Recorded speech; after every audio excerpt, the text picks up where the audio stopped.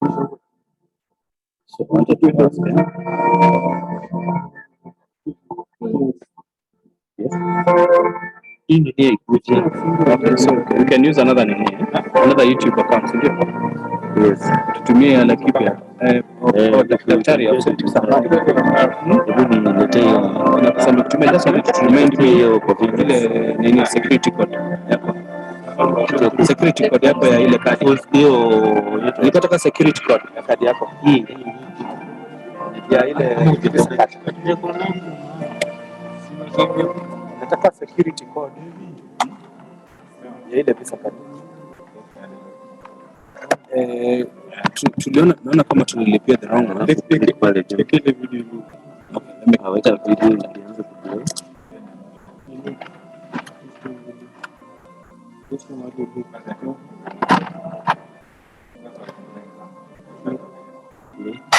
I want us to upgrade this account. Nataka tu upgrade ya account. Oh. Sasa login kwa ile Hapa. enda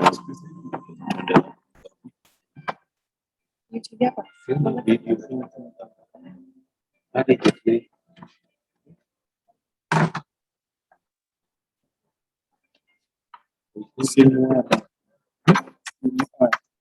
Nisha click sio ile ndio inafaa kufunga screen. Nilisema select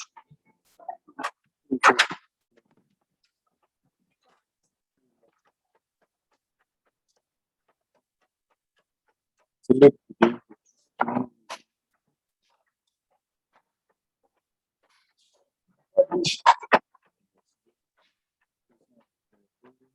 ndio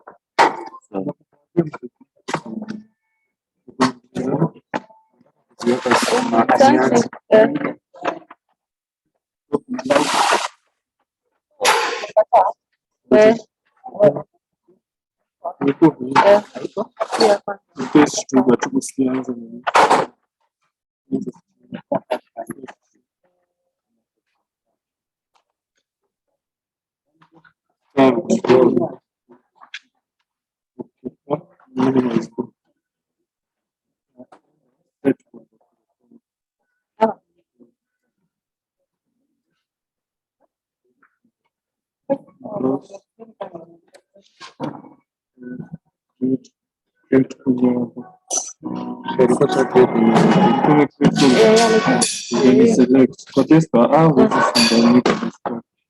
ndio unga twingine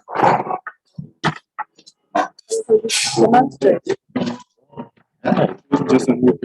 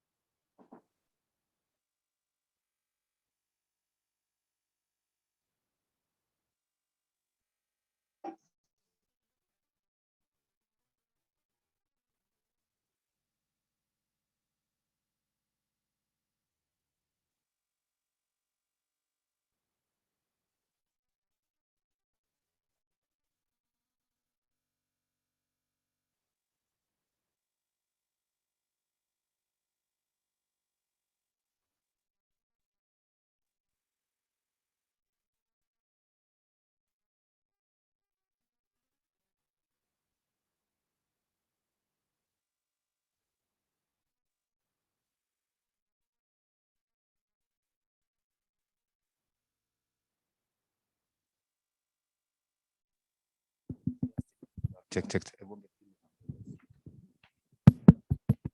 Hello?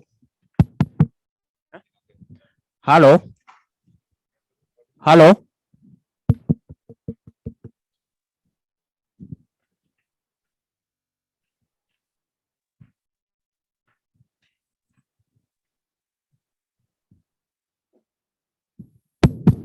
Hello?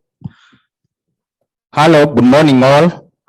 We want to request those who are outside to kindly come in and settle so that we can start. We want to request all those who are outside to come in so that we could start. We welcome all those who are already in.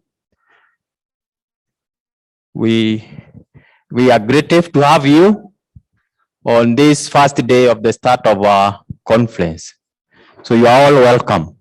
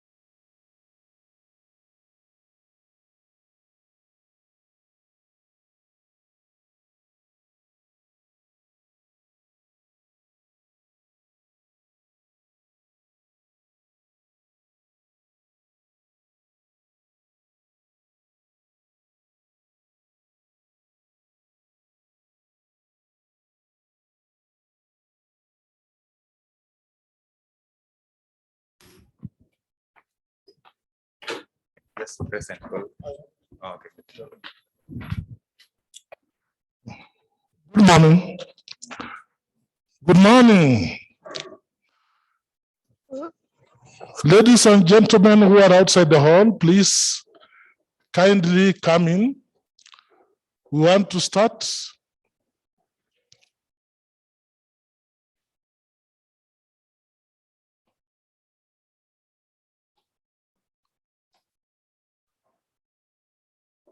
We are waiting for the chief guest, our VC. Let us settle, please.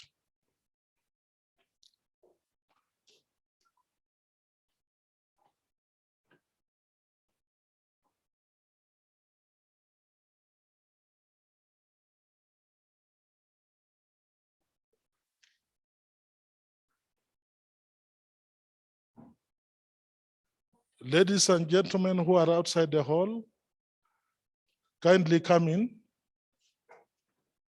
We want to have the opening session.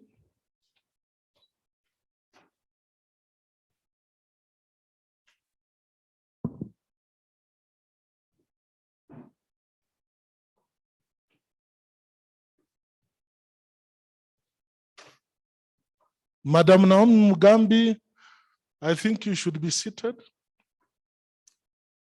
Madam Naomi Mugambi.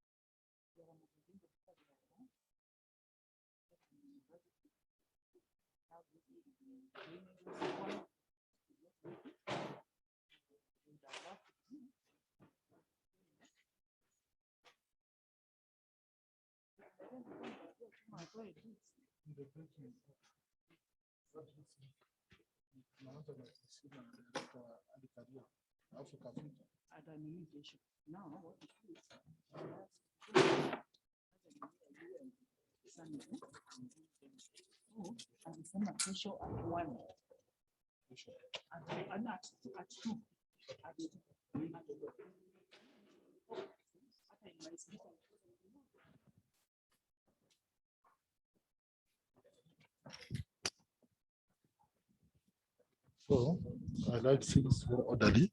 Yeah.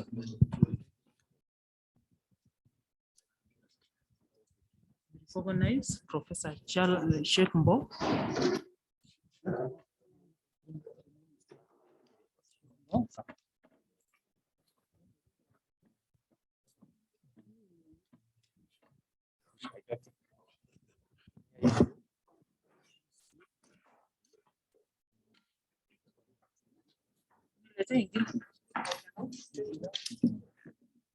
One is the plan.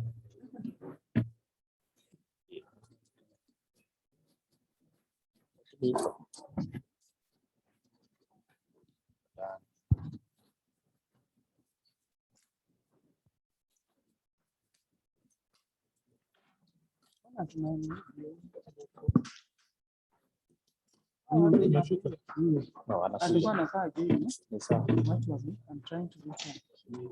Na hii maji baadaye hapa sike sapaza tu. Hii maji.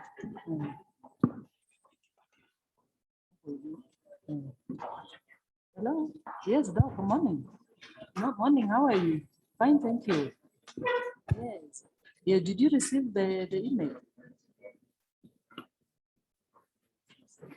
Yes, yes, yes. Just 10 minutes or less.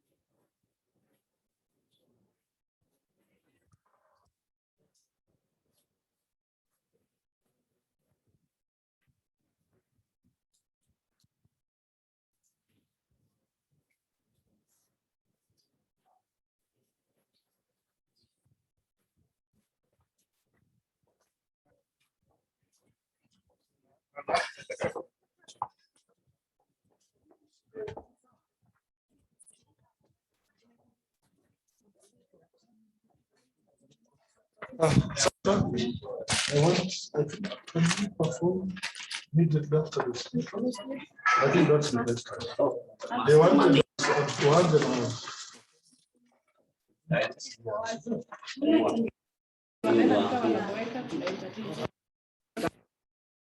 Yes, we are going to do that. So do you understand? Sonia will come up with that. You know my. I know, Professor. We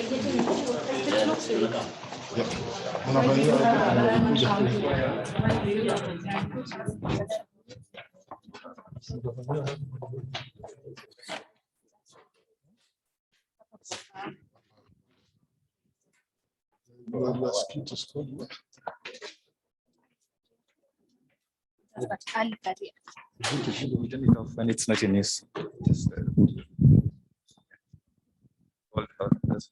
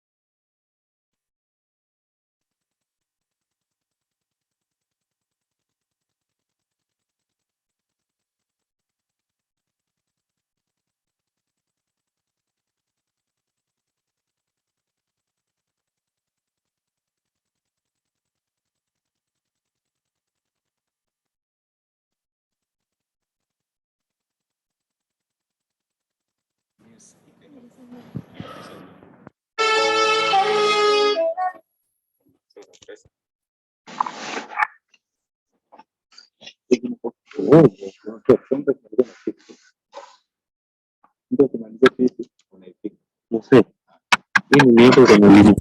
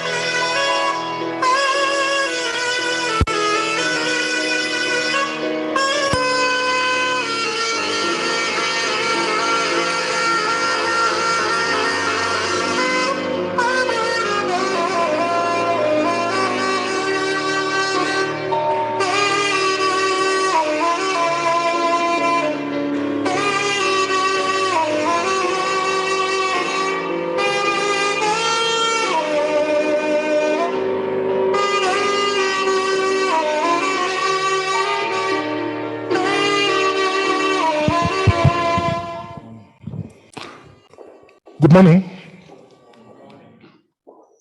Good morning, ladies and gentlemen. We want to apologize for the short delay. We are still waiting for our chief guest, who is going to be with us shortly. And before the chief guest arrives, our Vice Chancellor, I would want to start with the preliminaries. Karibuni sana Laikipia. For those of us who are guests from other universities, I want to recognize the presence of researchers from Jaramogi Oginga Odinga University. Wherever you are, you can just honor this session by just standing up and waving to the other participants. Colleagues from Jaramogi Oginga Odinga, we are honored to have you here today.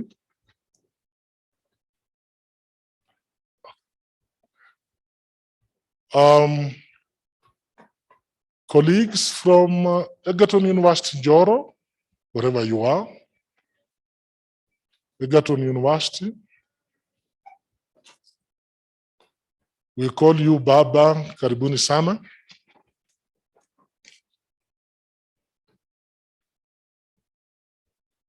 Colleagues from Pwani University had a challenge, but I'm sure they are going to be with us because we are virtual, and also colleagues from South Africa. Before we kick off the program proper, I want to invite Madam Naomi Mugambi to put us in the hands of the Lord.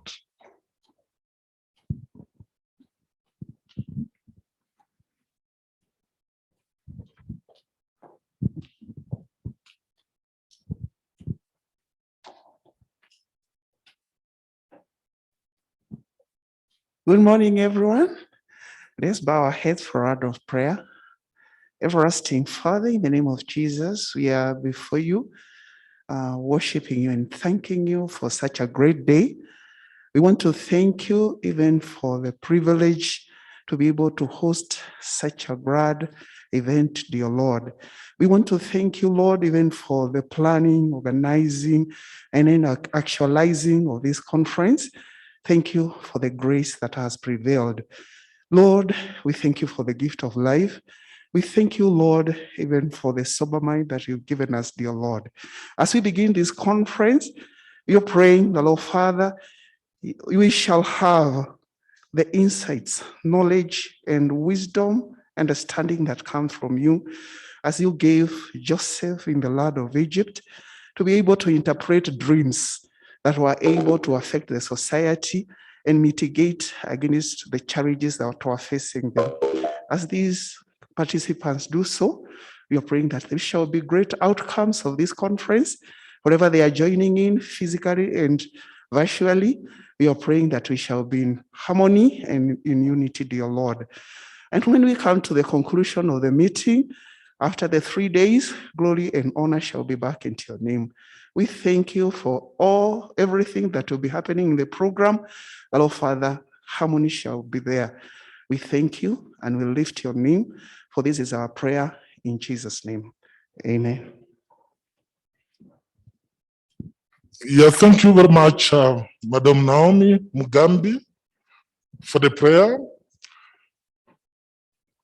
I also want to recognize the presence of researchers from the host institution, Laikipia University. Colleagues from Laikipia University, just stand up and welcome our guests.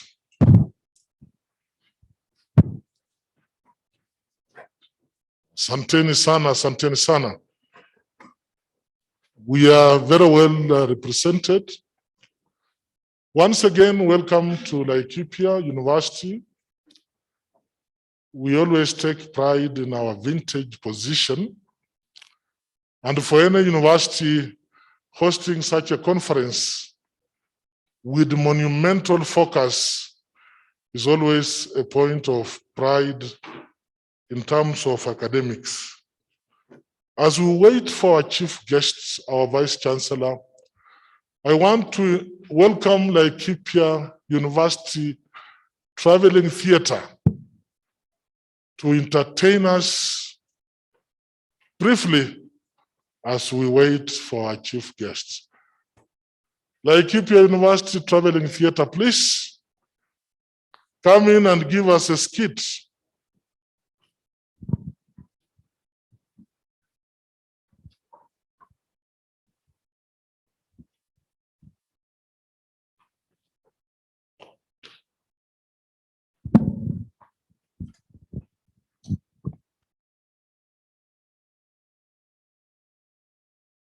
Ladies and gentlemen, I want to tell you that we are streaming across the globe, and therefore we expect that we are going to run our program with pinpoint precision, because we have audience in South Africa, in Sweden, and other parts of Europe, and also in other parts of Kenya.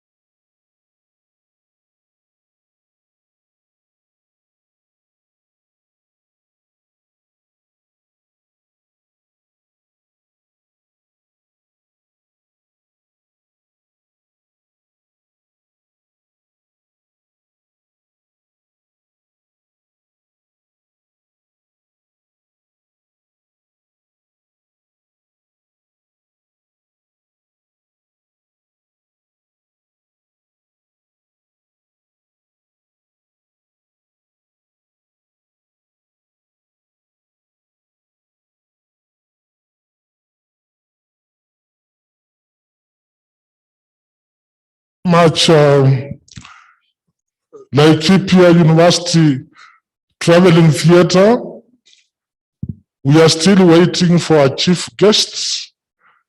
That was an enthralling performance talking about Gikuyu and his 9 daughters, and also his 9 sons-in-law to be. Thank you very much, Laikipia University Traveling Theatre. We are still waiting for our chief guests. And I'm sure in a short while, he'll be here to grace this occasion.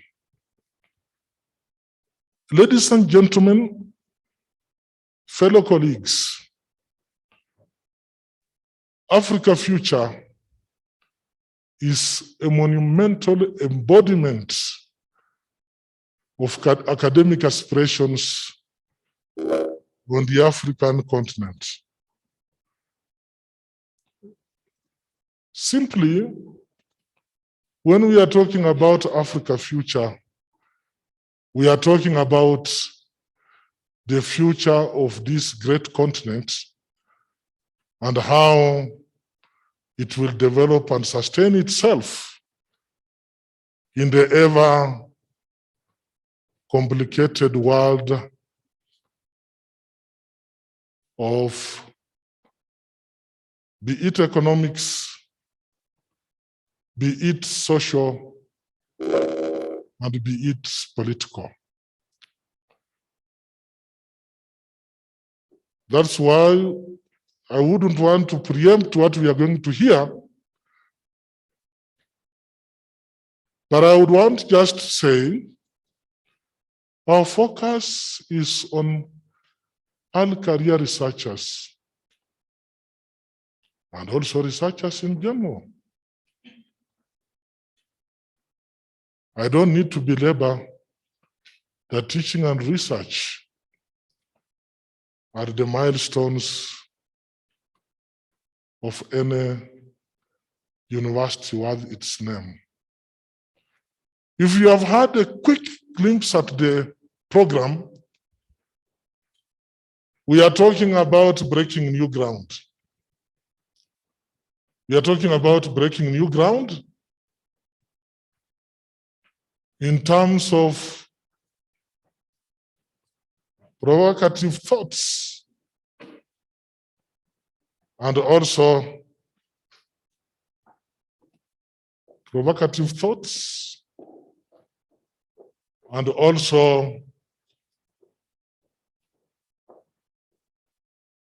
getting new academic experience. I'm praying that we are not going to have a scenario where on the first day we see a lot of zest, academic zest, and on the second day and third day, we start behaving like withering flowers. Let us keep the gusto and the academic energy alive until the very last minute. And the faces I'm seeing here, you know, in communication, we know how to read faces. The faces are just saying, that's exactly what we are expecting. So in a short while, I'm sure our chief guest will be around here. Thank you very much.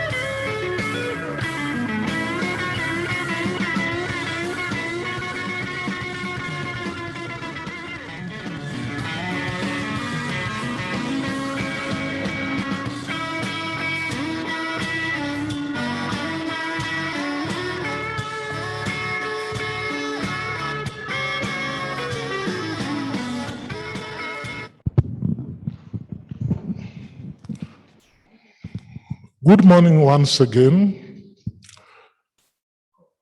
The Vice Chancellor, Laikipia University, Professor Rotich Kibet, the Director of Future Africa, Professor Chehmbo, Laikipia University Management, the CEC Agriculture, Nakuru County,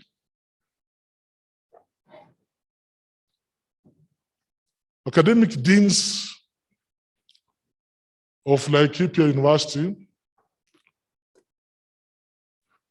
researchers from different universities,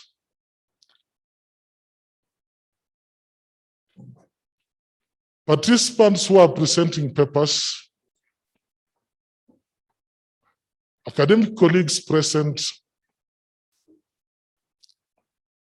students, ladies and gentlemen, may I formally invite you to this very important conference called Early Career Research Leader Fellowship Conference that we are proudly hosting at Laikipia University.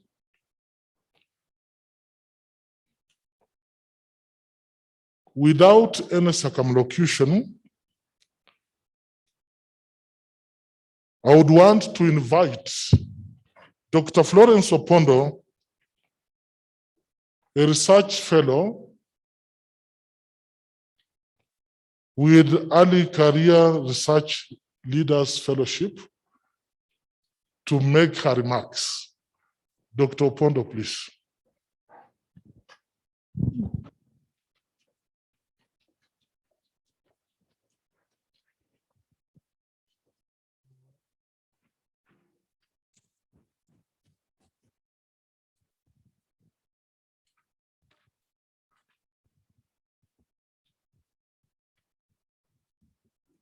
The DVC, the Vice Chancellor, Laikipia University, the DVCs represented here, invited guests, my fellow colleagues, students across the nation and globally, those who are watching us virtually. Ladies and gentlemen, good morning.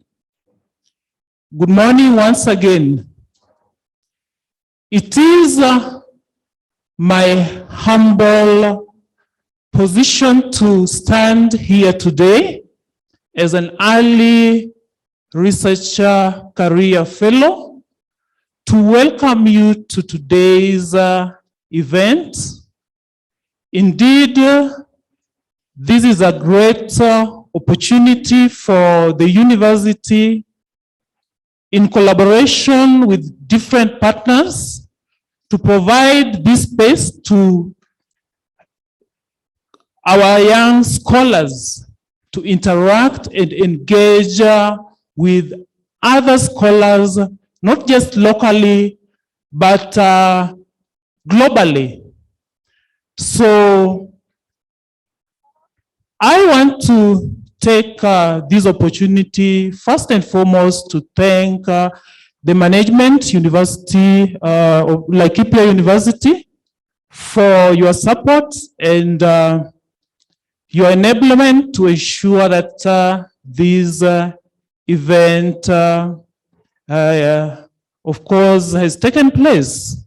I also want to recognize the support of University of Pretoria, where I have been doing my postdoc as an early career researcher under the Future Africa Fellowship.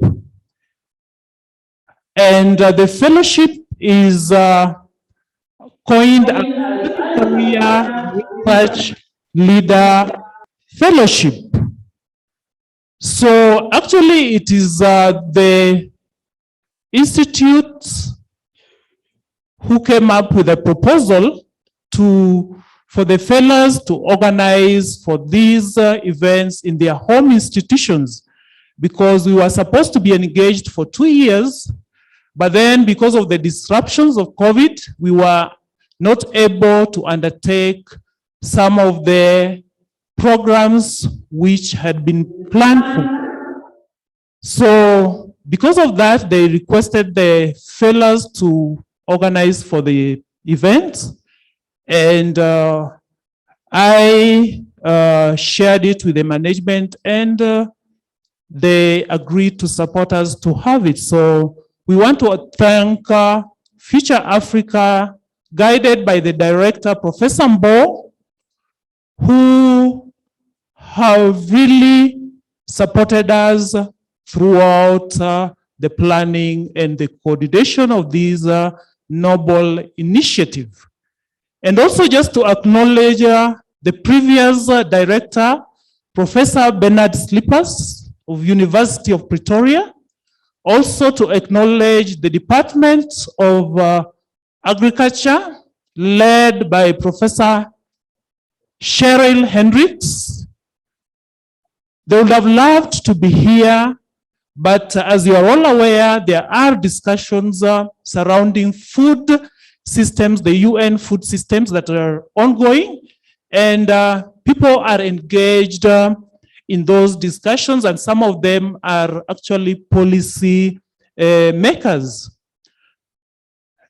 I also want to thank my fellows, fellow colleagues and other fellows from different countries. Uganda, we had people from Ghana and Mauritius and other countries.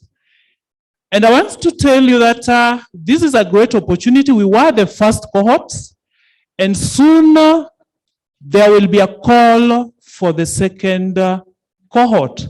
So I urge those who aspire to undertake their postdoctoral studies to be alert, so that you can smell this opportunity and grab it. This initiative has actually offered a platform for the fellows to be trained on leadership. It has offered an opportunity for the scholars across the world, of course, from different disciplines, to interact and initiate partnerships and collaborations as they try to leverage on the benefits of transdisciplinary research. And I also want to say that the opportunity, the Early Career Research Leader Fellowship, has also given us a dynamic learning opportunity and also a research environment where we were taken through different matters related to research, including writing grant proposals, among many other things. So I know we have scholars here, and that is why I'm just briefing you about early career researcher. Professor Mbo would have loved to be here and officiate the session. Unfortunately, he is also engaged, but he has booked tomorrow, 2 p.m., 1 p.m. South African time. So he will be live tomorrow just to give his few remarks. So apart from this program, Future Africa also have the Science Leadership Program. They also have Africa Leadership Program. So they want to transform the society by creating the future leaders. scientists who are leaders, not just scientists, but you must also be a leader. I also want to thank my mentors who would have loved to be here. I know Professor George War is on his way of Egerton University, and he will join us anytime. Professor Mshenga also is engaged, but I know she promised to join virtually. Perhaps the team can just check if Professor Mshenga is online. And Professor Pmrasad-Lu of the University of Pretoria was also a mentor. So what does that tell you? That you cannot walk this journey alone as a scholar. You need mentors to walk with you. So with those few remarks, I thank all those who are represented here. I thank those who are watching us live, those who have plugged in virtually. And let us engage in this great discussion on how we can transform our food systems. So thank you, and karibuni sana.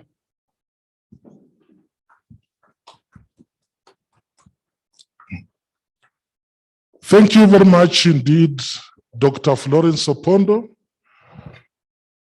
I just want again to reiterate, emphasize, and de-emphasize that Dr. Opondo is actually the reason why we are here. She is the pathfinder in the conference today. It is now my honor and privilege to invite the DVC Academic Research and Student Affairs. Professor Nguta is acting on behalf of Professor Hassandi. Professor Nguta, please.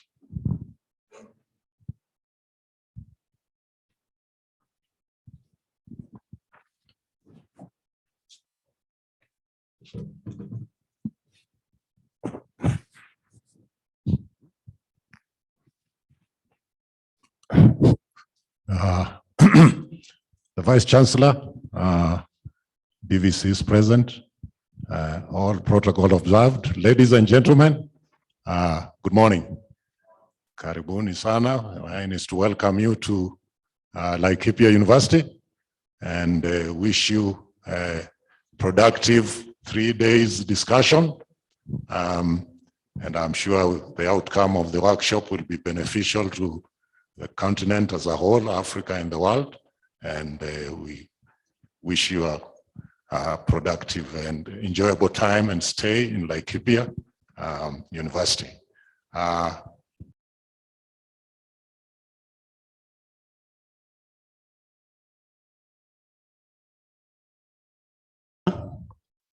Thank you very much. The acting DVC in charge of academic and student affairs.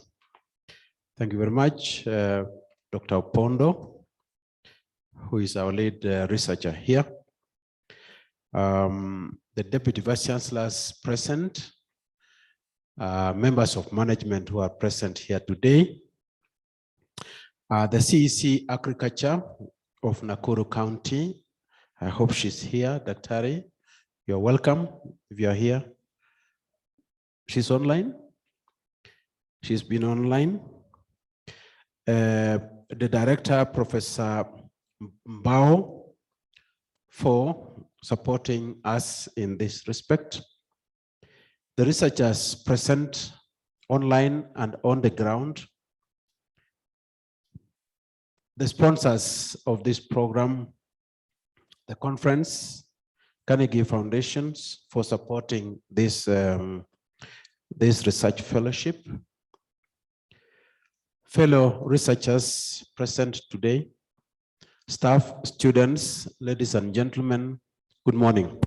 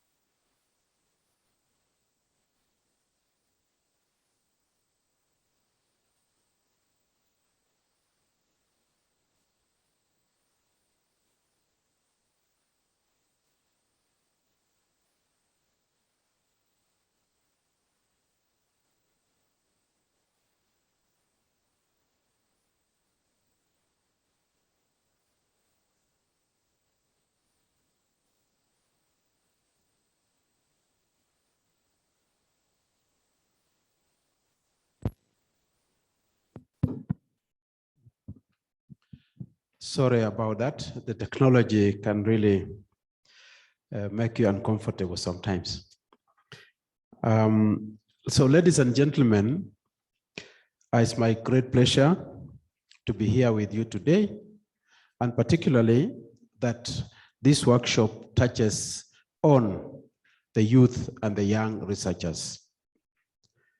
This is very critical for us as a country, as a continent, and as the world, because these are the people whom we wish to drive the economy of the world in future. So it's our responsibility as senior researchers to mentor these young researchers. This conference has come at the right time, particularly for us here in Laikipia University, because we are a university dealing with agriculture. I'm proud to inform you that as we host this workshop or this conference here at Laikipia, we have our colleagues, sister universities, who are also participating with us. Among them is our mother, Egerton University, Jaramogi Oginga University of Science and Technology are also here with us. Pwani University from the coastal region of Kenya are also here with us. So this is a very powerful collaboration among ourselves as universities in Kenya, and also other institutions in the continent and in the world. So we appreciate the support that we have received from these universities and the sponsors of this program.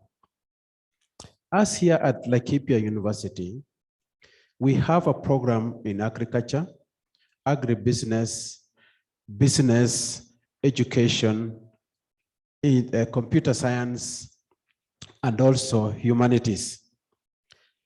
This gives us the opportunity as a university to do what we call multidisciplinary research.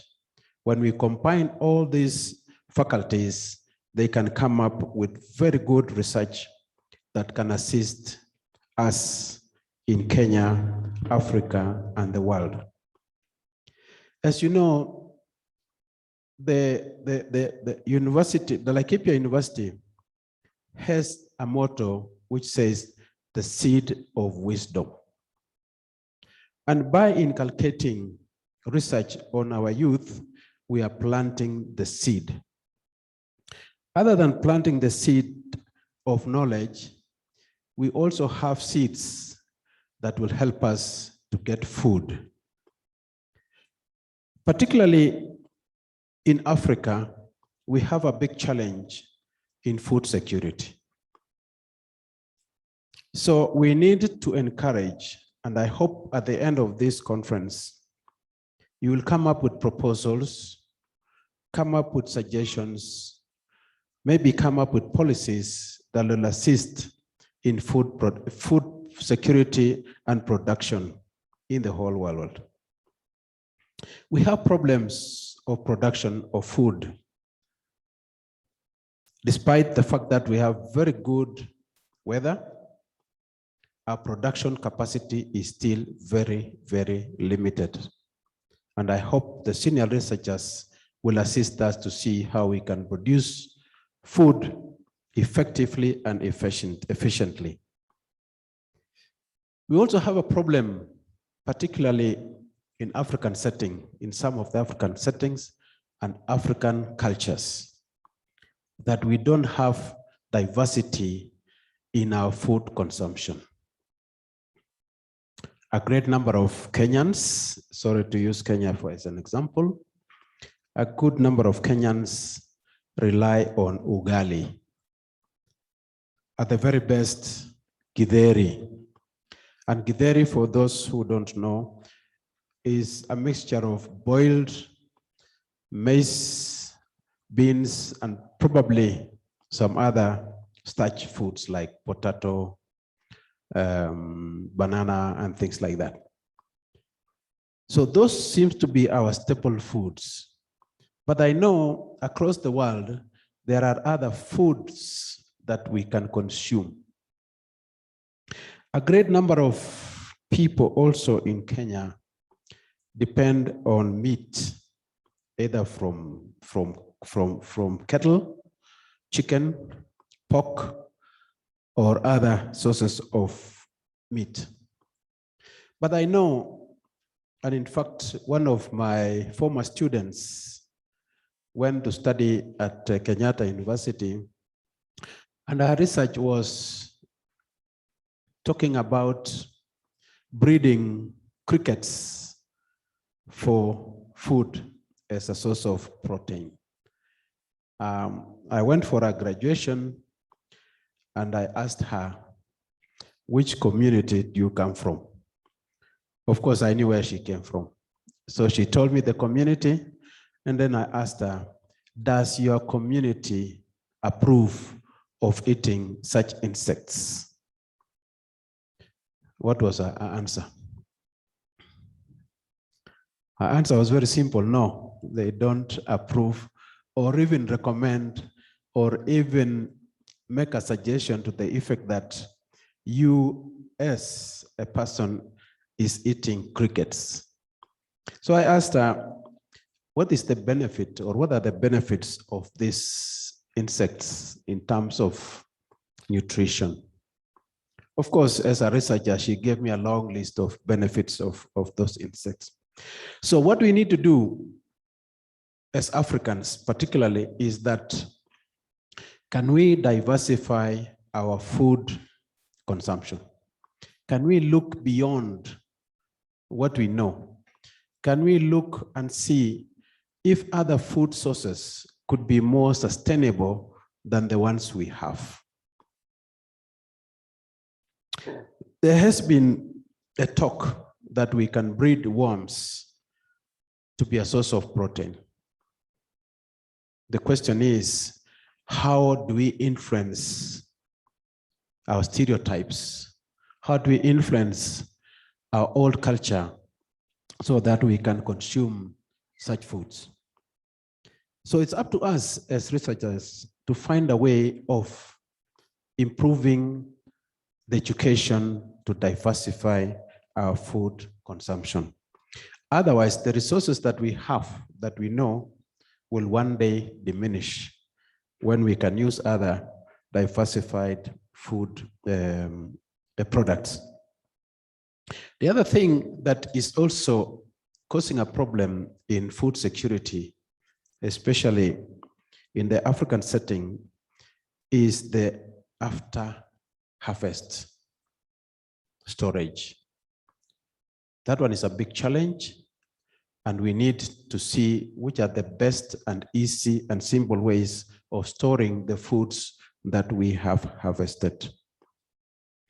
The other thing is, as we harvest these foods, we fail to add value to them in terms of, if you are going to sell them, how much value should you add to get more out of agriculture?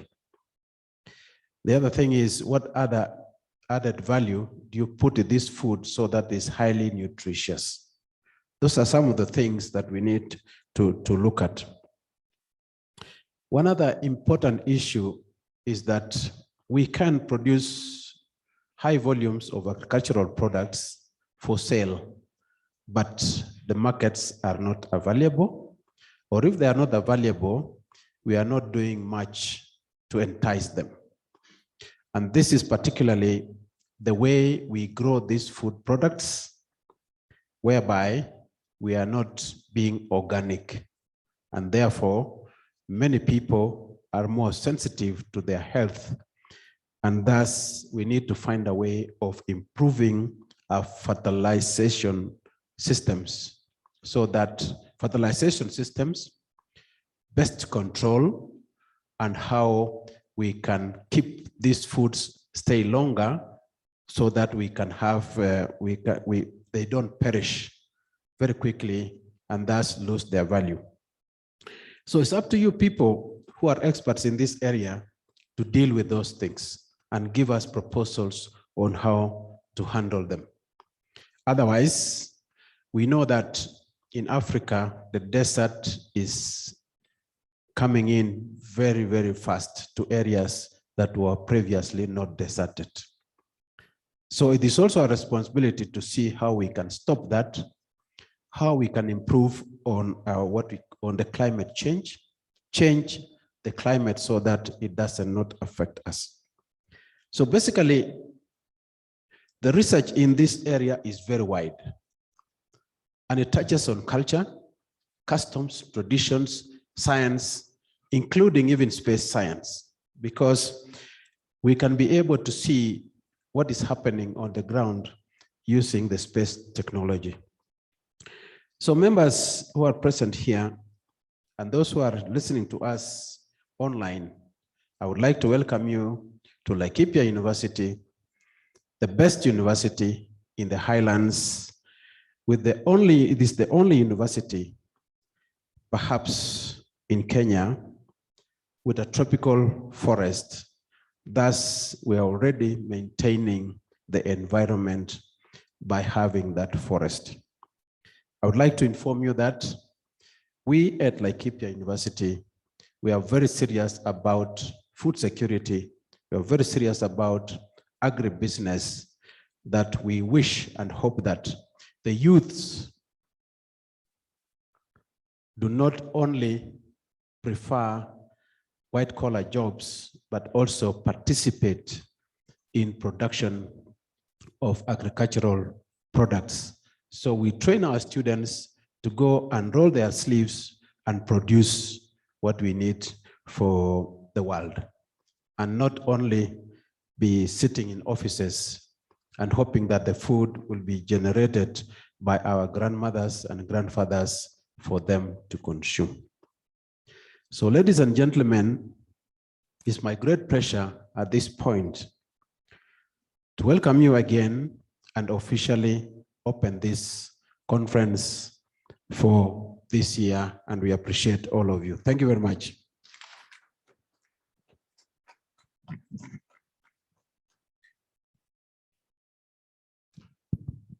Ladies and gentlemen, let's once again appreciate our Vice Chancellor.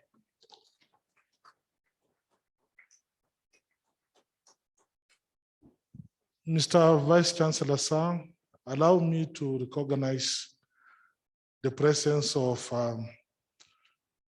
members of Laikipia University Management.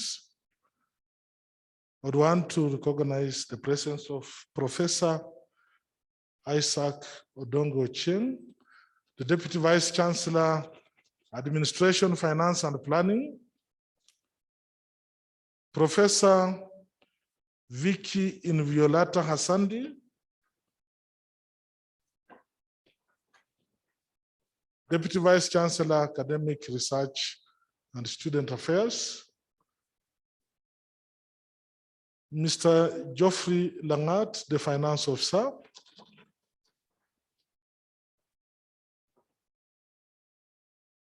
I saw the registrar administration.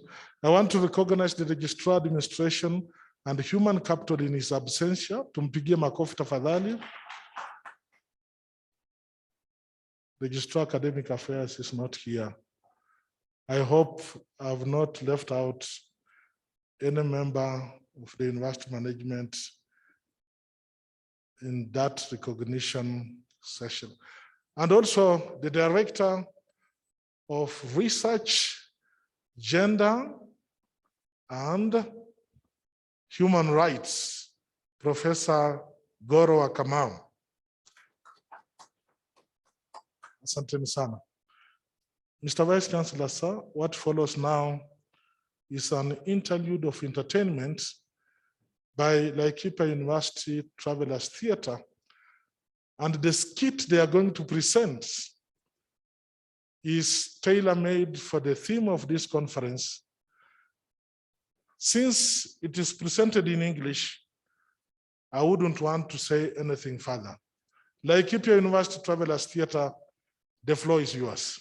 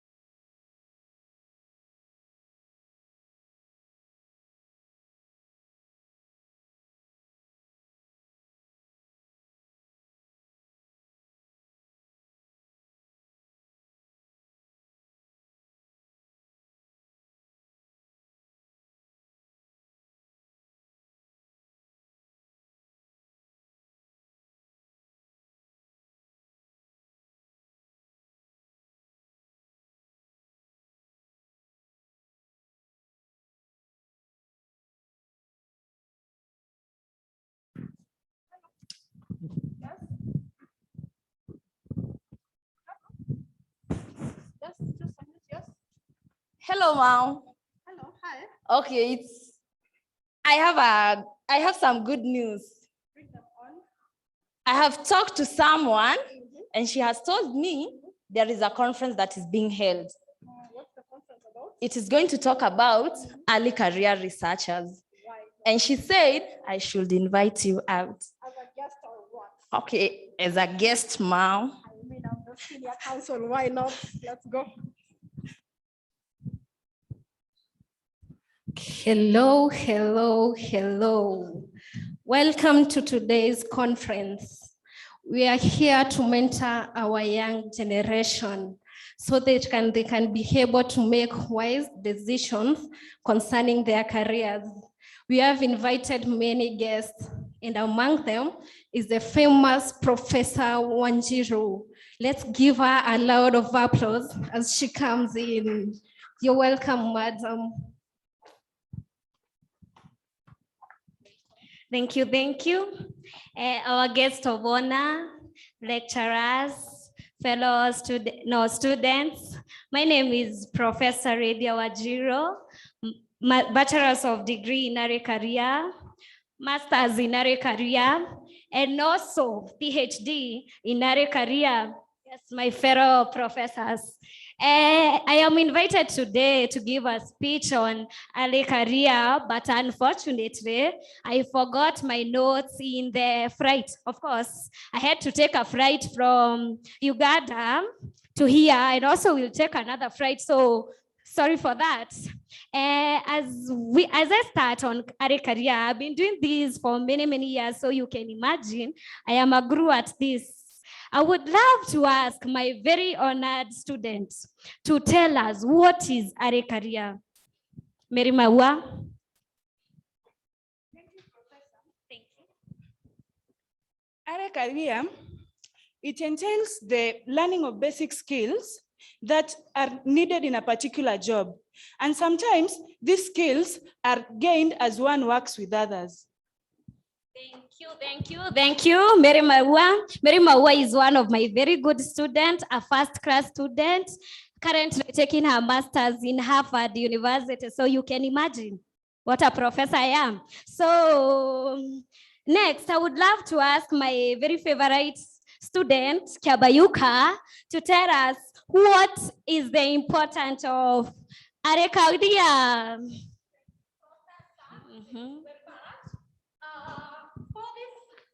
Use an example. Thank you. Life is like a parachute. Yes. You know a parachute? I don't know what a parachute has done, but then life is like a parachute. In this case, talking about career development and research and whatever, yeah, I can say we are helping people to do, to be wise, to be able to choose careers, to be able to choose job opportunities, so that they will not jump from one job to another, you know, these things. For example, like a monkey, you know a monkey? Like a monkey jumps from one tree to another tree to another tree to another tree, and that is not what we want. Thank you, Professor. Thank you, Kiabayuka. You should know a monkey jumps from one tree to another because that is its job, but that is not the case for us human, Kiabayuka. So thank you. I would love to ask also Mary Maua to tell us the importance of early career. Mary Maua. Thank you once again, Professor. Early career is important because it helps the students to venture into the field of work as early as possible in order for them to be able to make good decisions about their career paths. Thank you, Mary Maua. Oh, sorry. I have to take this. Sorry.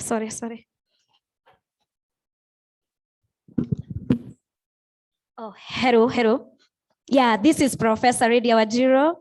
Oh, yes. Oh, let me say right now, I'm at Laikipia University giving a talk on early career.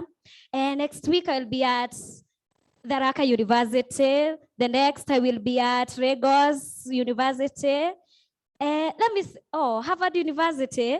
You want me to give a talk, career talk. I will give you my zero details at maybe 2 weeks time. Oh, thank you. I know early career is my weakness. But do I say thank you? Oh, sorry, my fellow professors. I had to take that. That is Harvard University. They want me to go and give the same talk on early career. You can imagine what a professor I am, but I don't say. Let's go back to early career. Azaria, I would love to ask Kiabayuka to give us stages of early career. Kiabayuka. Thank you once more, Professor. Thank you. I'll use the Q of G, double E, M, D to answer your question, Professor. Kiabayuka, what do you mean by G, M, D?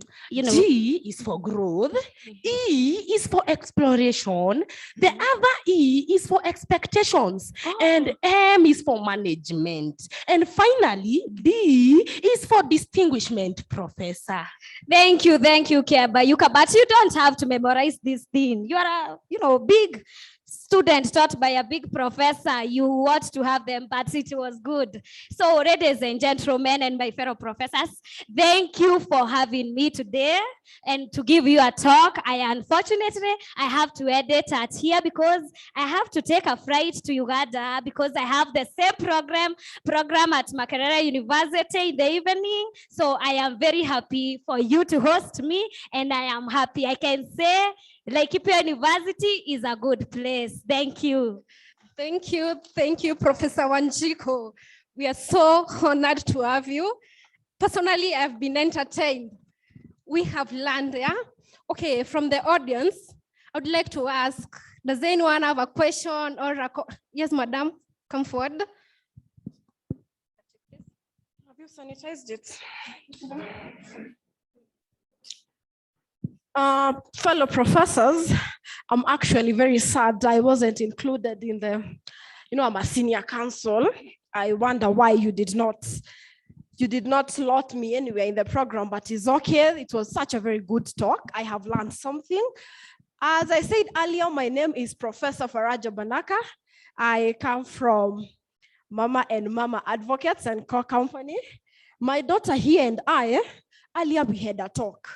And as you know, lawyers, as a learned friend, I don't need to say, but you can all see I'm learned. It's just that I'm a senior counsel. I talked to her and I honestly wanted her to be a lawyer, but this career talk has changed my mind. Let us not force our children to go into a career because of the monetary value or what societal expectations are. Let one choose a career early enough because of what they have, the passion they have inside them, and the character of a person. Don't tell me I'm shy and you want me to be a teacher. I cannot.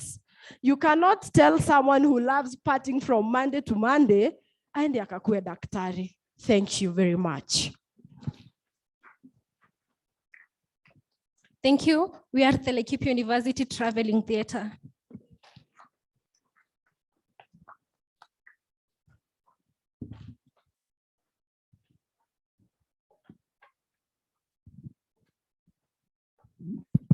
Let us appreciate Laikipia University Traveling Theatre.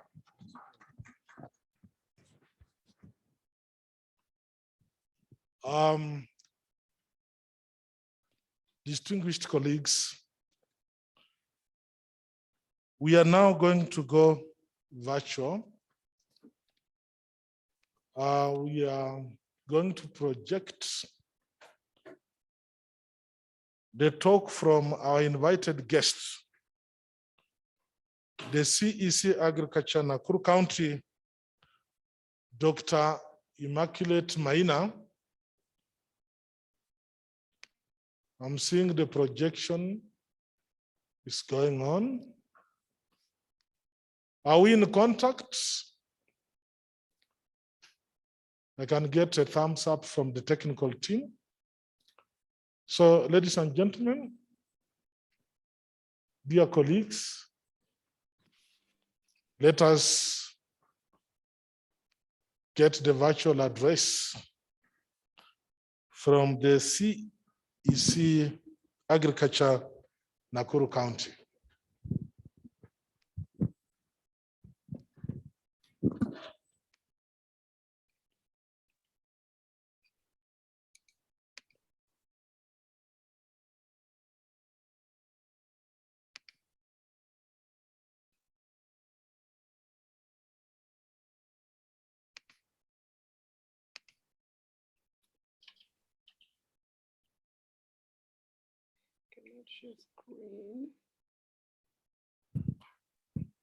Dr. Maina, hujambo?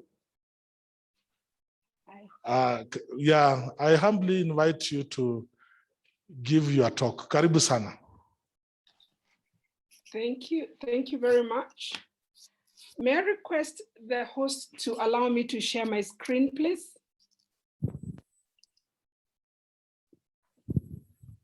Your request has been granted. Still not possible.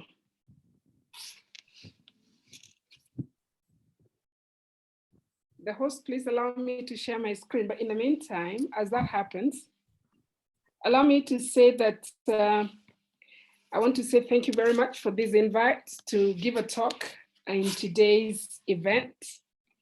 Indeed, it's a great occasion where we find academia reaching out to other members to initiate conversations around agriculture and especially in developing the capacities of our young researchers in the area of agriculture development. So having received the invite, I looked at the theme, which is promoting multidisciplinary research approaches for sustainable agricultural development. And that's a very good topic for the day. I looked at the objectives and I found objective 2 to be very attractive to what I do and where I sit, that is encouraging mutual learning and joint problem solving to create sustainable solutions in a real world contexts. Because as we work in the counties, we try to solve real farmers' challenges on a day-to-day basis.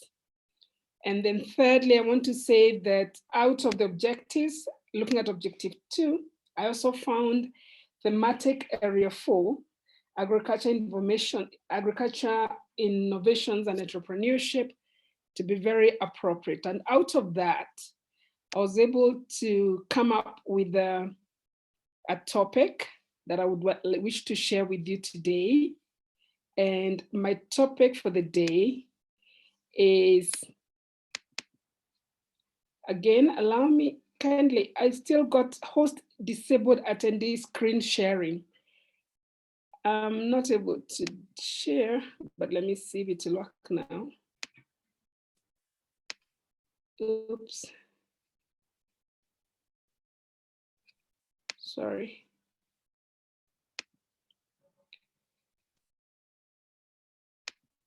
Can you see my screen? Madam CEC, we can see your screen. Thank you.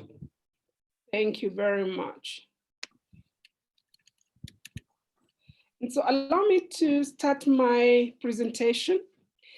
I said that I'm looking at... Could you use the display? Could you use the display, please? Hello?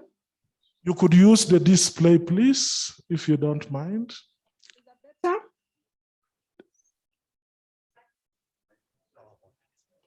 PowerPoint display. Thank you. Is it clear now?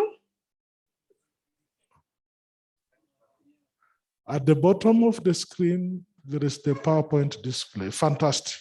Thank you.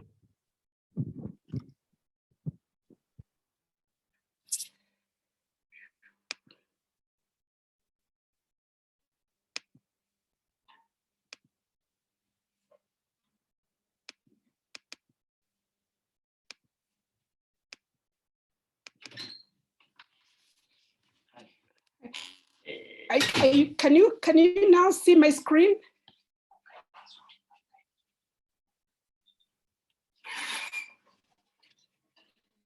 Hello, could somebody please talk to me? Can you see my screen? Your screen is very clear, very clear. Thank you. Please go ahead. So I said, I developed my topic based on the 4 agricultural innovations and entrepreneurship. And in that area, I'm looking at how academia or research, extension, and farmers can work together to bridge the gaps in knowledge and information with the devolved units. The devolved units, of course, means the county governments. And I start by asking the role of devolved units in agriculture. In our current dispensation, and this is important for young scientists, especially now that they're getting into a landscape that is already devolved. In the devolved units, it is the mandate of counties to take care of our crop and animal husbandry, our livestock saliers, our county abattoirs, issues of plant and animal disease control, veterinary services, and we also work around the support systems of trade development and regulation of markets. We take up some roles around natural resources and environmental conservation, and also water services. This is important for young scientists to consider as they do their research, because ultimately most of our agriculture activities happen within counties, and therefore a link between what the researchers are doing and what the counties are doing will be important to ensure that the results then are adapted and are utilized within these devolved units. However, in our current working relationships, there are many challenges, there are many gaps. We find that research does not necessarily link with extension services. And of course, then there's a limitation to supporting farmers within the devolved units. And some of these gaps are related to a lack of close working relationships and lack of working frameworks between academia, extension services within devolved units, and our farmers. We continue to see inadequate communication and cooperation between the three groups, that is academia or research, extension, and farmers. We also note very low budgetary allocations, if any, that can be utilized for the development of these linkages. Again, each of us, by and large, will pursue our own interests. Academia and research will pursue its own interests. Research will pursue its own interests. Farmers will be on their own, and extension will also have their own priorities. And then lastly, there's also generally a lack of appreciation of the knowledge and experience of farmers. These gaps then will of course affect how effective research can work with extension and with our farmers. So what do I consider to be prerequisites for adoption of the technologies? Adoption of new and improved technology occurs in a very complex system. Occurs in a very complex system, and will also be affected by the characteristics of the farmers, the household characteristics that are within those farmer institutions, the institutional arrangements, of course, that are mediated by our external agencies, the research agencies, the extension agencies, the capital assets, what our human capital capacities, our social capital, the physical environment we're in, our natural environment, and also the finances available to the target groups. And then lastly, of course, it will be affected by priorities of the devolved units. So what opportunities then exist for us to work together and do better in terms of issues of agriculture innovations and also entrepreneurship as we look towards sustainable agricultural development? I see an opportunity in enhancing mutual participation and inclusivity along the innovation decision process, such that when we put our farmers at the core of our innovation decision-making process in terms of knowledge sharing, persuading them about new ideas or new technologies we may come up with, in terms of resource mobilization when we're implementing our projects, and also in conforming the new knowledge that is coming out of our research institutions, out of our universities. I see the need for all of us to confer equal status to research and extension in operations concerning technology delivery. We realize that many times there are hierarchical structures in the way that we relate with each other between our academia and between our research institutions with our farmers. In a sense, there is hierarchy, meaning that farmers are often seen to be at the bottom of the chain, while the rest of us are at a higher level. I think that needs to change, and that way then we can enhance participatory communication mechanisms throughout the innovation decision process. Secondly, I see opportunity for us to work together by considering gender dynamics and culture within our farming institutions and our communities. Obviously, counties are different. We all have different cultures within our counties, and therefore, depending on where the researcher is working from, it's very important that we consider the culturally mediated relations between men and women in terms of rights and obligations. It's also important for us to consider how our research affects the social cultural matters within the context of where we are doing our studies, and also to consider how then the coexistence between men and women, the rights, the obligations affect the adoption of the technologies that we may want our farmers to adopt. Thirdly, across all our counties, we work with farmer groups, and therefore it's important that researchers adopt farmer groups as institutions important in adoption of technologies. When new knowledge comes out, it's usually channeled through farmer groups. It's important, therefore, that we consider farmer groups as important institutions in delivery of knowledge and information. Farmer groups are important spaces where we foster experiential learning, and the peer learning mechanisms between farmers has shown to be very beneficial when we are bringing in new technologies within our farmer groups.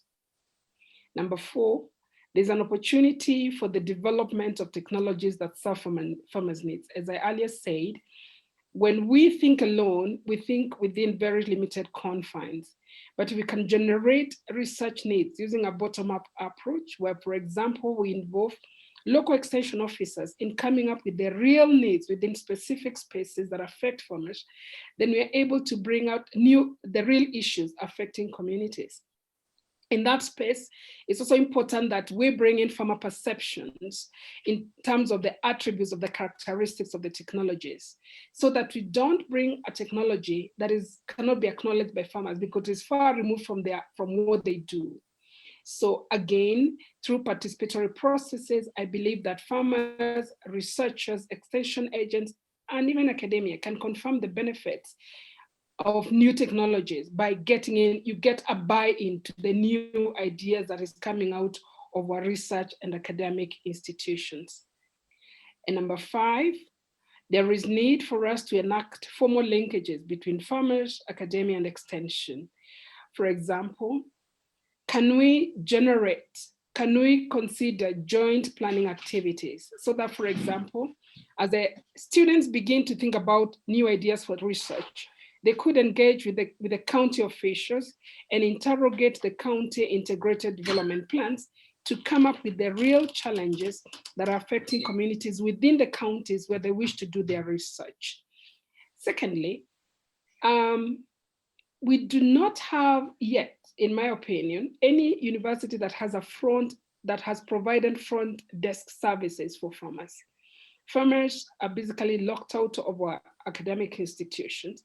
And I think it's a time for us to consider the possibility to have a front desk office and even joint field activities, possibly fronted by the departments of research and extension, so that we begin to interact with farmers more closely, and that we can generate those real challenges affecting farmers, and we can respond to those needs in a timely manner.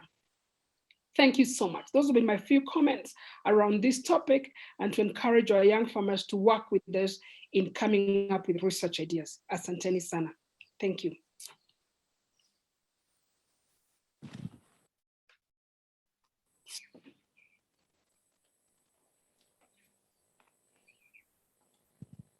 Thank you very much,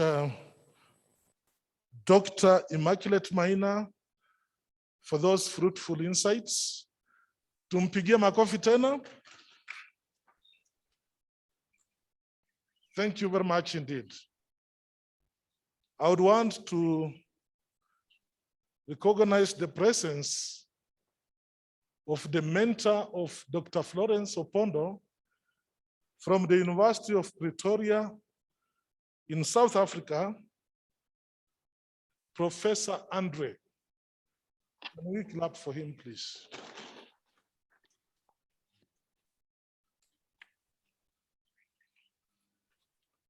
Distinguished colleagues,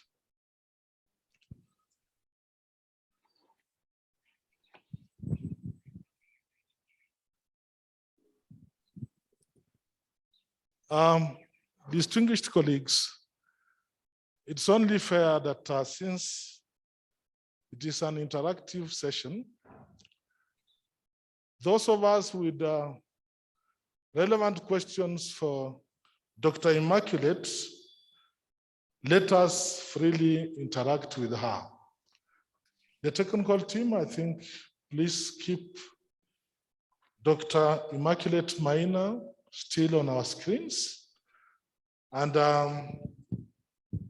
my colleagues can help distribute the microphone to the people who want to ask the questions. I want to stand guided, but I think a good question should not be more than 26 words. Please ask a precise question. Do not make a brief speech.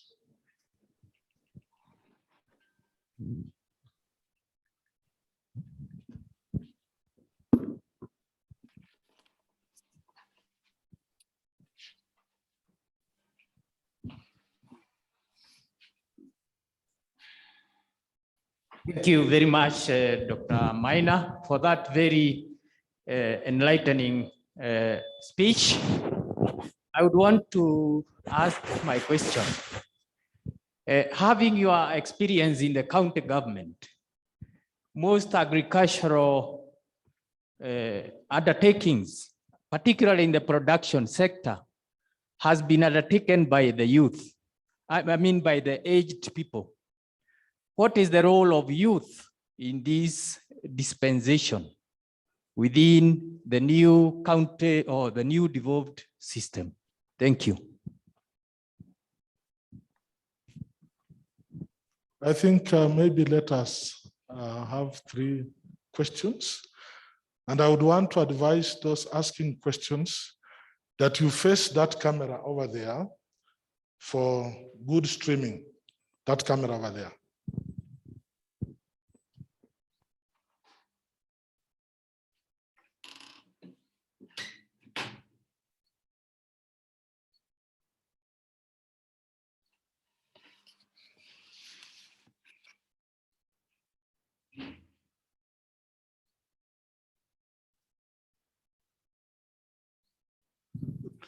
Yeah, thank you so much for that very wonderful presentation. I want to ask this question. The youths globally form one of the largest population ever seen in this century, another century that man has lived. And that means the youth have a significant role to play as far as everything in every sector of our economy is concerned. And key of that is agriculture. I am happy to report that the Kenya government has championed this by talking about the Big Four agenda, where food security that is aligned to one of the SDGs of the United Nations clearly resonates very well with Africa Vision 2063 and the Kenya Vision 2030.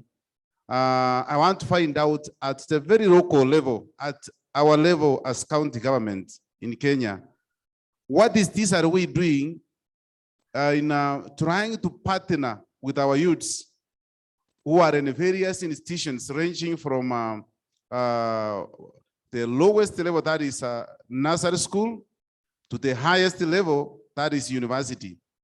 And I want to make some illustration as you respond to this.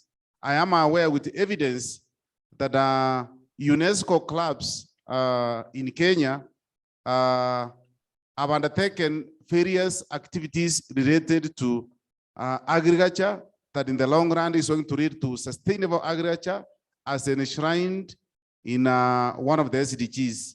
So I wanted to find out practically what is your government doing to ensure that they are partnering with the youth, more specifically to ensure issues of food security. I wanted to give you some very particular examples as you respond to this because I need some practical example on this. Once I worked in Marawi as a technical advisor for UNDP, the government of Marawi partnered with the youths through universities by supplying free farm inputs through RDF in Marawi. RDF is Local Development Fund. In Kenya, CDF. So is there something of the sort that our government can also do to partner with the youths for purposes of ensuring food security? And at that time, I am aware, and this is in documents, Marawi, the poorest country in the world, rated number 13 according to UNDP poverty index rate, was able to export maize to a powerful economy in East Africa. That is what? Kenya. Thank you very much.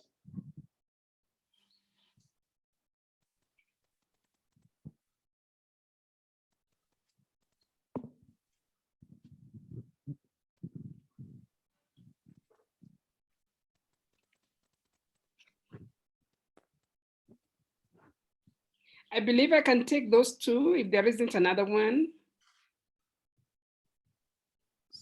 Should I proceed? Thank you very much, Dr. Maina. My question is related to the expected or the current climate variability witnessed within Nakuru County. And my specific question is to ask whether you have any structured program to provide farmers with real-time weather-related information to guide their cropping systems. Thank you. Thank you.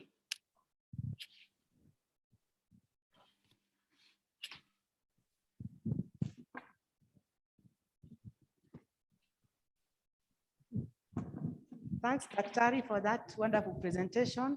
I'm donning the heart of a farmer and saying, what structures do you have in place as a county government to assist your farmers? I'm a farmer of something I researched on, chia seeds, and grew them very much, but I was left with them wondering how to market them. And I also found out that the farmers here in Subukia were doing very well with their tomatoes, but lately there's a production which has gone down, and that is a research issue. There are issues there, I don't know what they are, but I'm seeing it going down, because I know one time someone carried tomatoes for a farmer, took them to the farm, the cartels took over, told him, in fact, you owe us. You have paid ourselves from these tomatoes of yours, and in fact, we are giving you nothing. In fact, you owe us some money, you should pay us. How are you protecting the farmer from the cartels? What structures does the county government have? Thank you.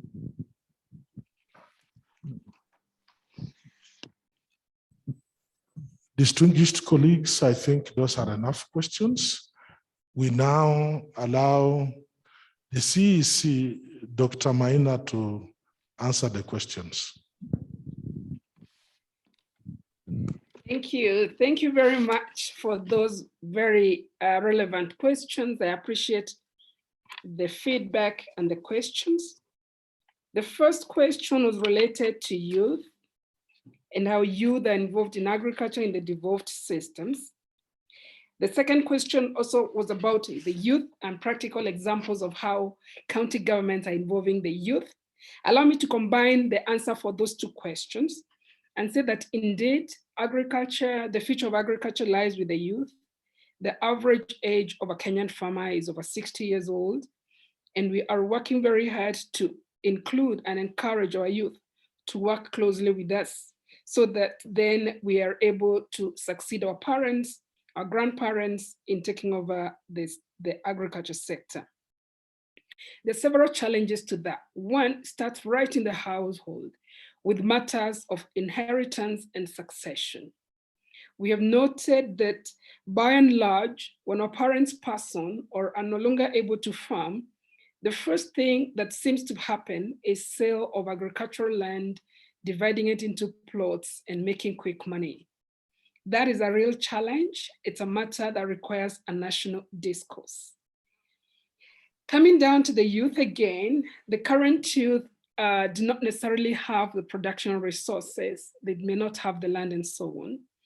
And in that space, what we in Nakuru are doing is encourage our youth to undertake value chains that do not necessarily require a lot of land to carry on. We have an ongoing poultry program that is targeted to the youth and women. And so we're providing free chickens, free knowledge and information on poultry rearing, because we know that even as a youth, you can be able to do poultry rearing behind your house.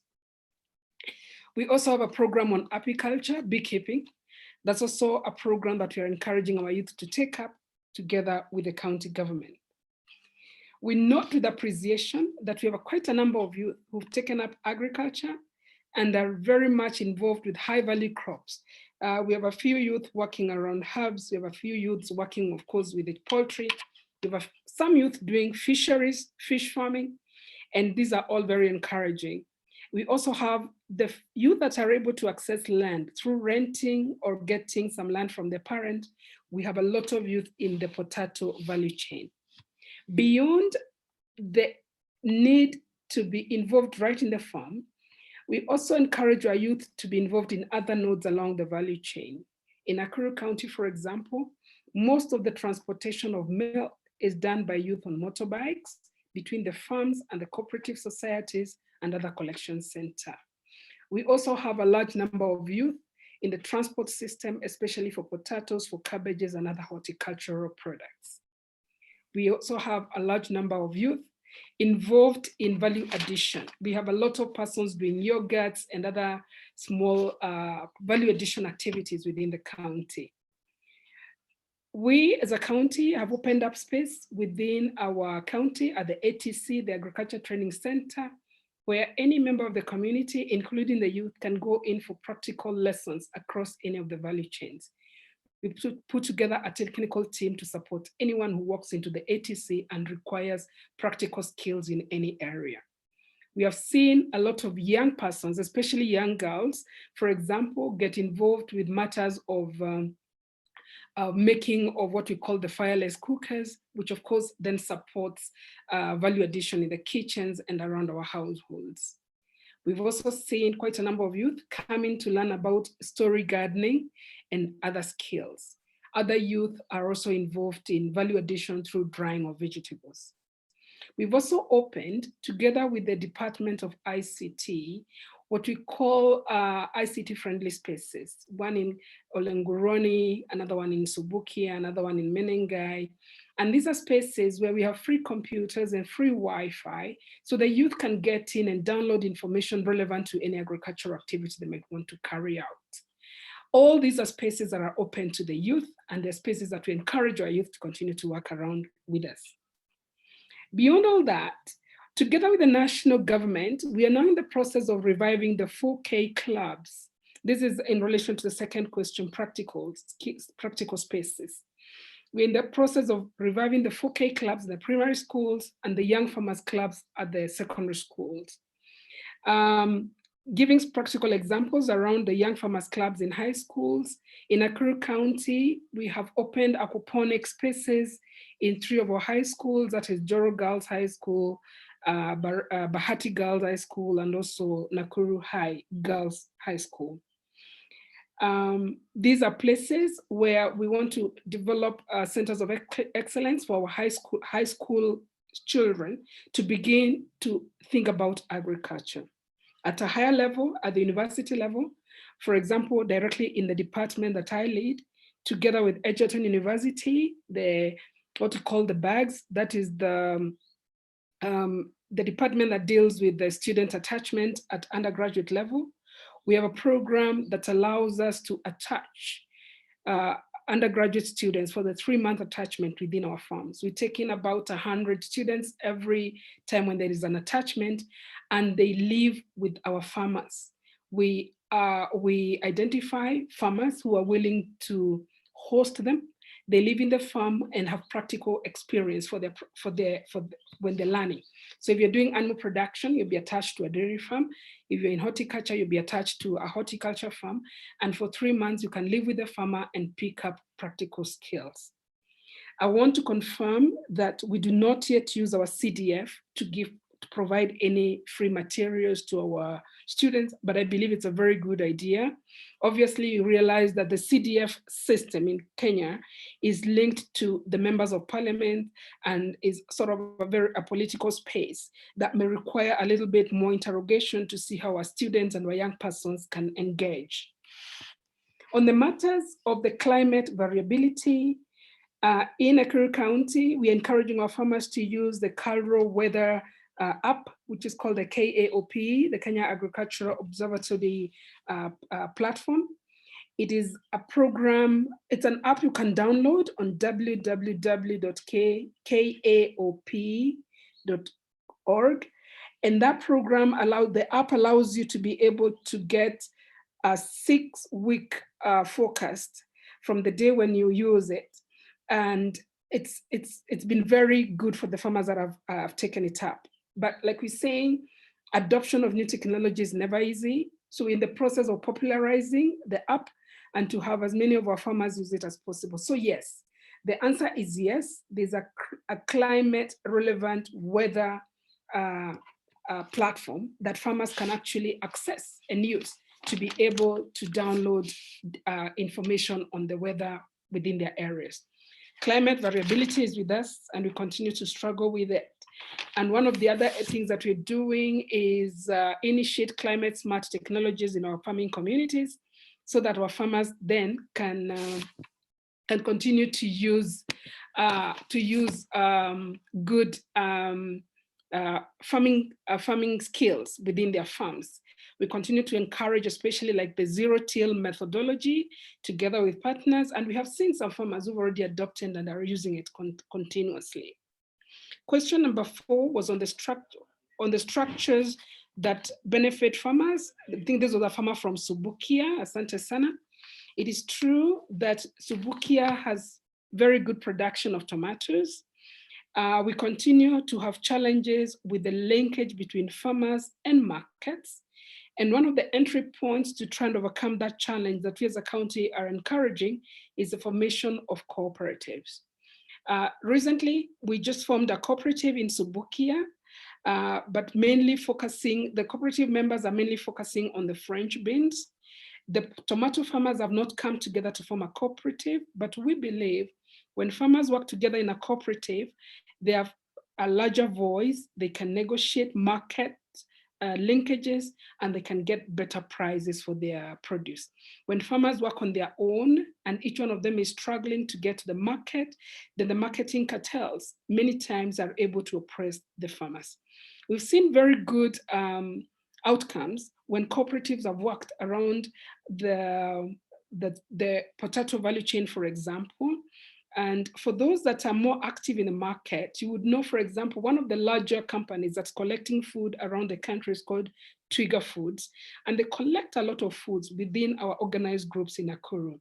So where farmers agree to organize and agree to work with us to strengthen those farmer organizations, then we've seen positive results. For the farmer in Subukia, I would encourage you to work together with your other farmers in the area and talk to us so we can form a tomato cooperative in that area. We'll be very excited to do that and we'll be happy to support you. On the matter of diseases and pests, Nakuru County has what we call the plant doctors. In every ward in Nakuru County, there will be a trained officer who is a plant doctor. There's a person who is able to do diagnostics and give farmer recommendations on any disease and pests.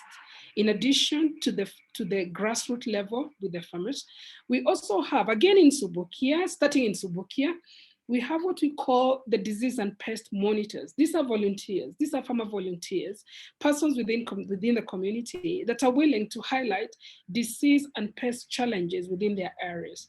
And what we've done is linking with our offices. We have equipped our offices with a gadget that allows you to take pictures and we can reference that picture to the national database, to the FAO database on diseases and pests and be able to provide the necessary knowledge and information. So by and large, I would say that we've tried as a county to cover as much ground as possible to ease the production systems for farmers and to support them with the challenges that they face on a day-to-day basis. Thank you.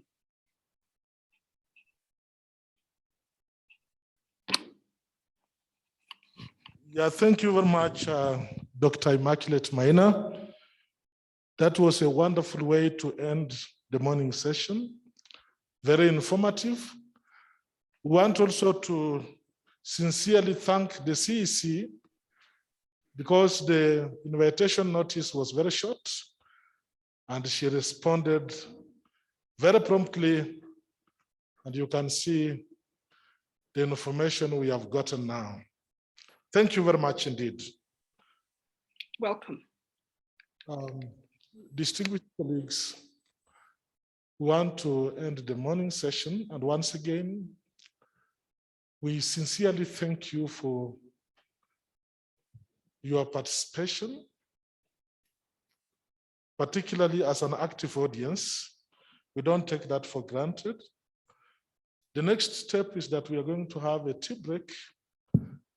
And because of orderly concerns, we are going to allow the university management to start partaking the tea, plus our good guests and colleagues from Jaramogi Oginga Odinga University, and of course, Egerton. It's only African in tradition that the other distinguished colleagues partake the tea last because you are hosts. Asanteni sana. Thank you very much.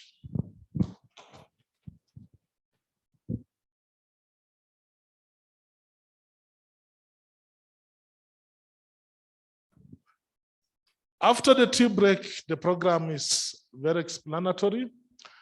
We are going to break into parallel sessions, and the chairs of those sessions, please manage time like football referees.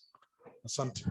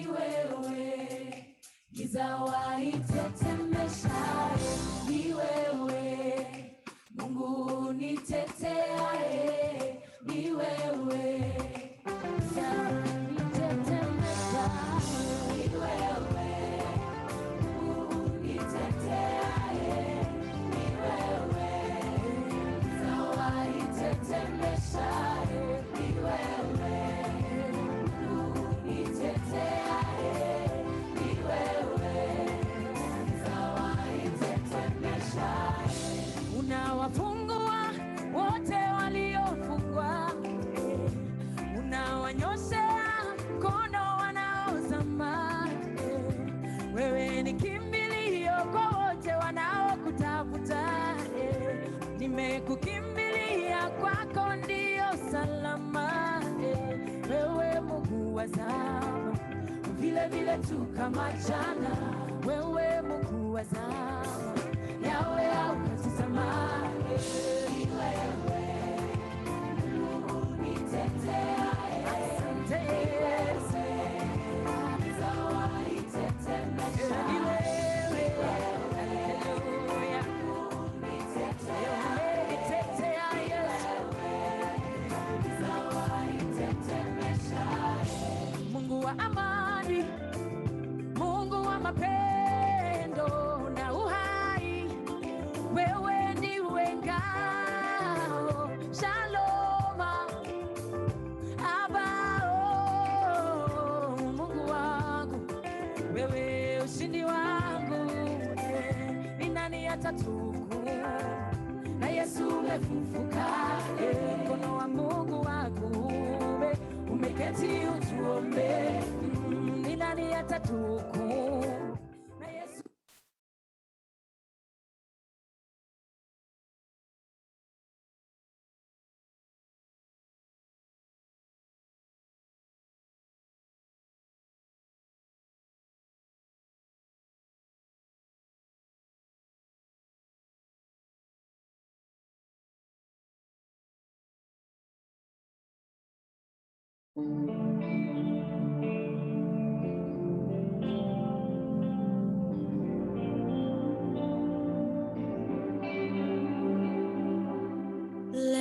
praises rise from the inside of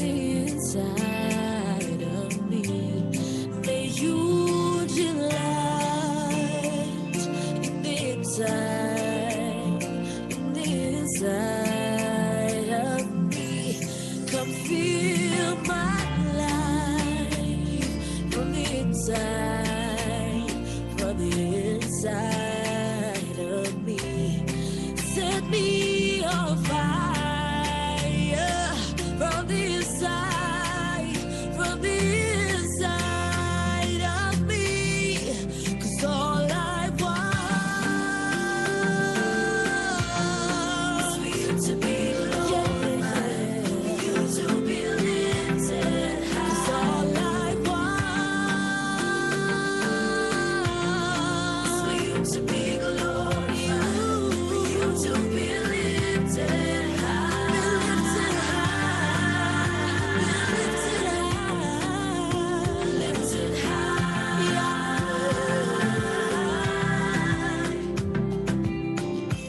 let praises rise from the inside of me. May you delight in the inside of me. Come feel my life from the inside of me. Set me on fire from the inside of me. Kitu kimoja ninachokitaka is for you to be glorified, to be lifted. Kitu kimoja ninachokitaka is for you to be glorified, for you to be lifted high,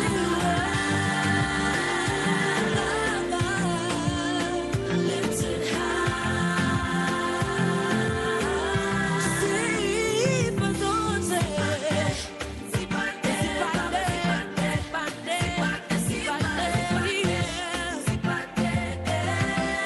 sifa zangu zikufikie, nitakuimbia milele. 'Cause all I want is for you to be glorified, for you to be lifted. Kitu kimoja ninachokitaka is for you to be glorified, for you to be lifted high. 'Cause all I want is for you to be glorified, for you to be lifted. Kitu kimoja ninachokitaka is for you to be glorified, for you to be lifted high, lifted high, be lifted high.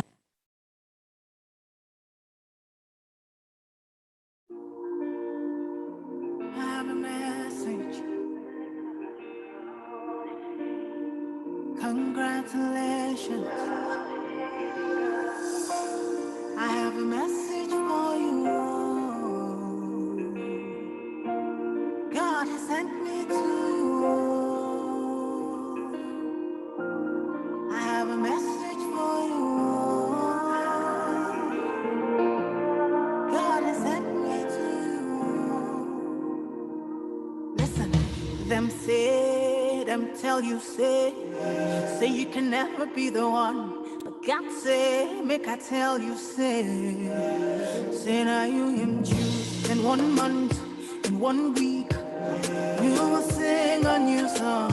In 2 days, a lesser than you will hear. Congratulations, you're in the glory of God.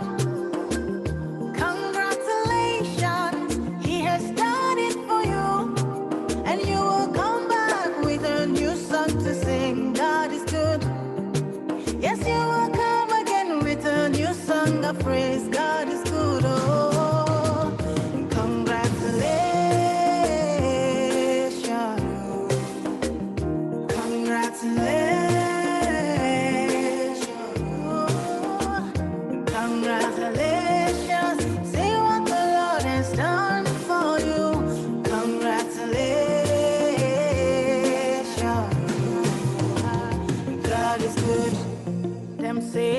them say that I can never be all that I see. I've seen that God is greater than that. Who can battle with the Lord? Nobody. Who can change his mind around me? Through many years, in many ways, I have seen his faithfulness ever and ever. Yeah. Congratulations, I have seen the glory of God. Congratulations, he has done it for me. And I have come back with a new song to sing. My God is good. Yes, I will come again with a new song of praise. My God is good.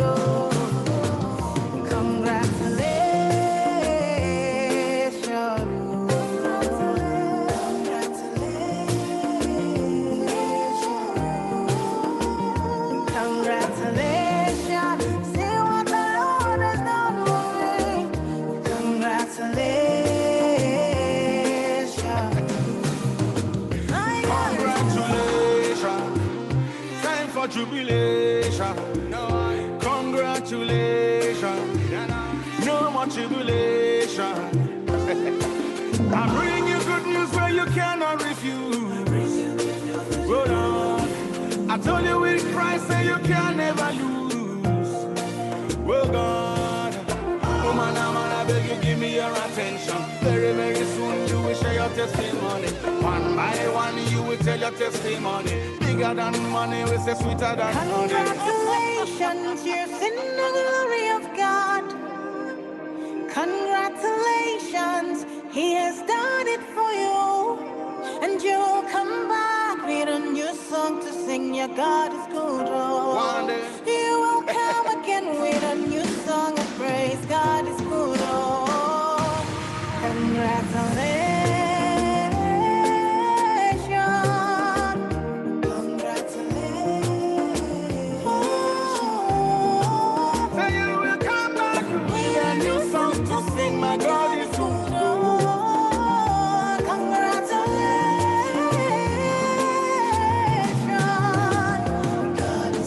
Tell it to one, you wanna go tell it to all. Sit up on the rhythm like a king on a throne.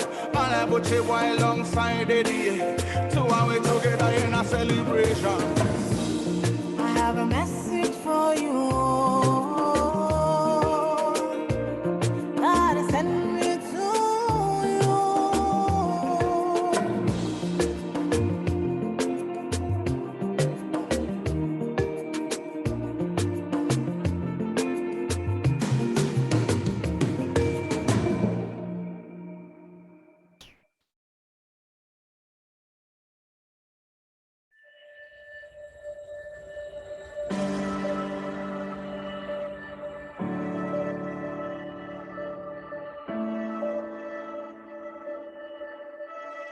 My very plan is to trust in you.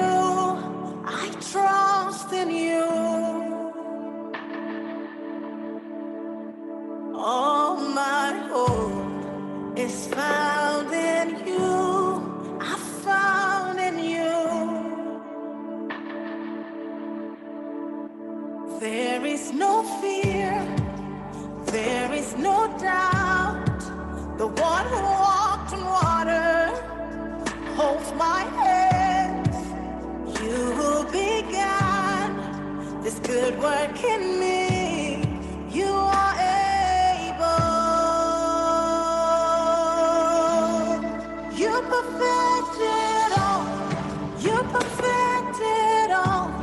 You make all things new, like only you can. You perfected all. You perfected all. All I have to do is fix my eyes on you.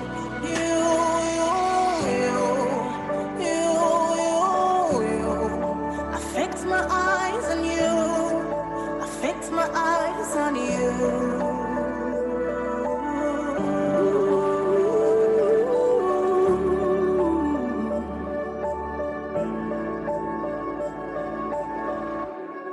My very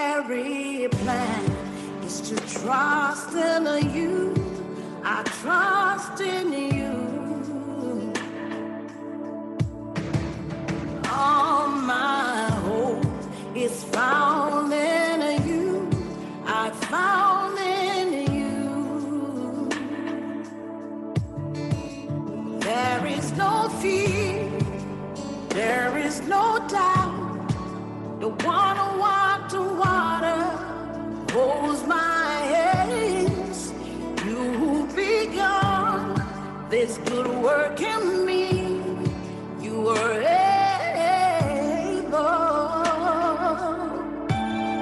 You perfect it all.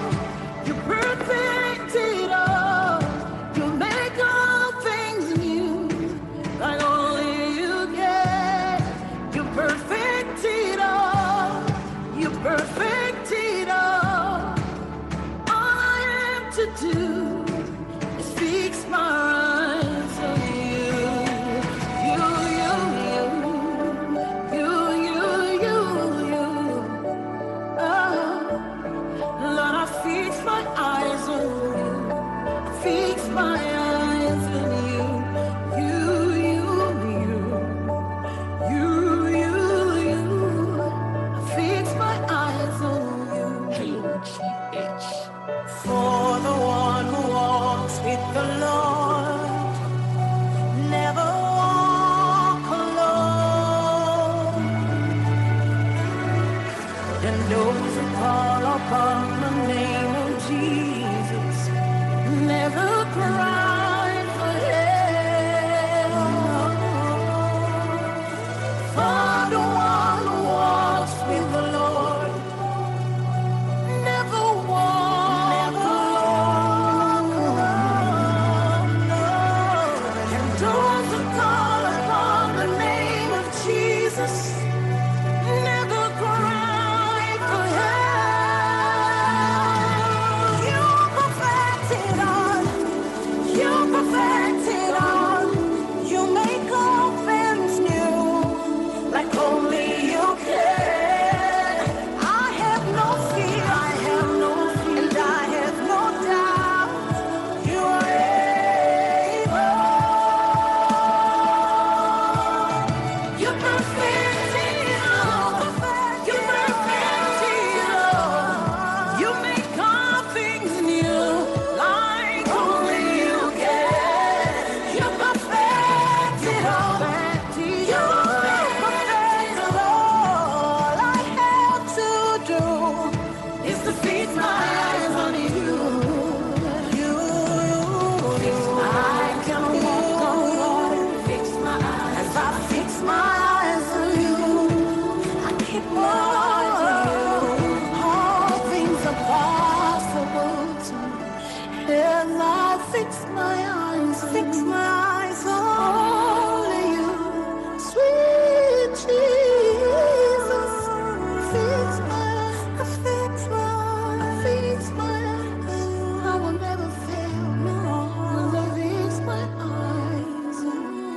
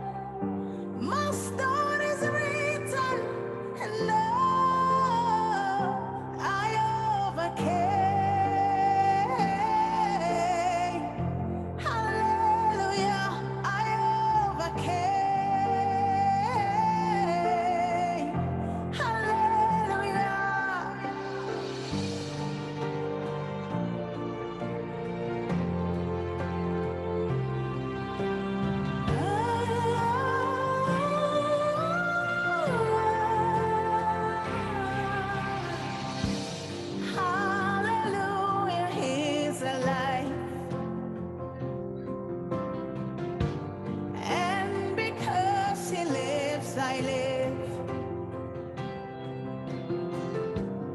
Hallelujah, Jesus lives. And my future is alive in Him. I overcame. Hallelujah. He won the victory. Hallelujah.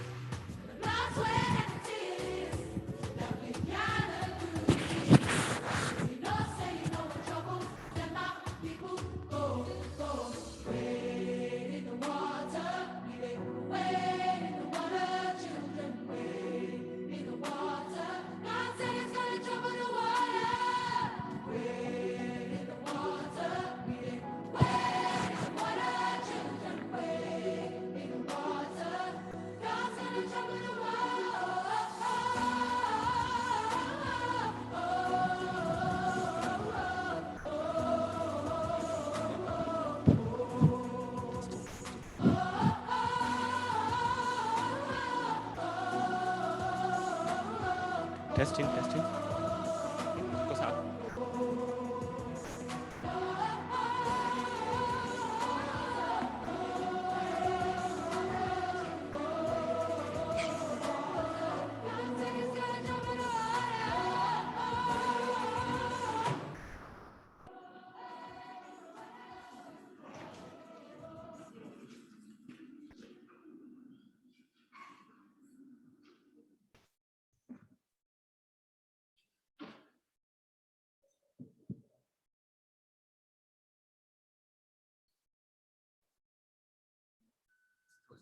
What's up?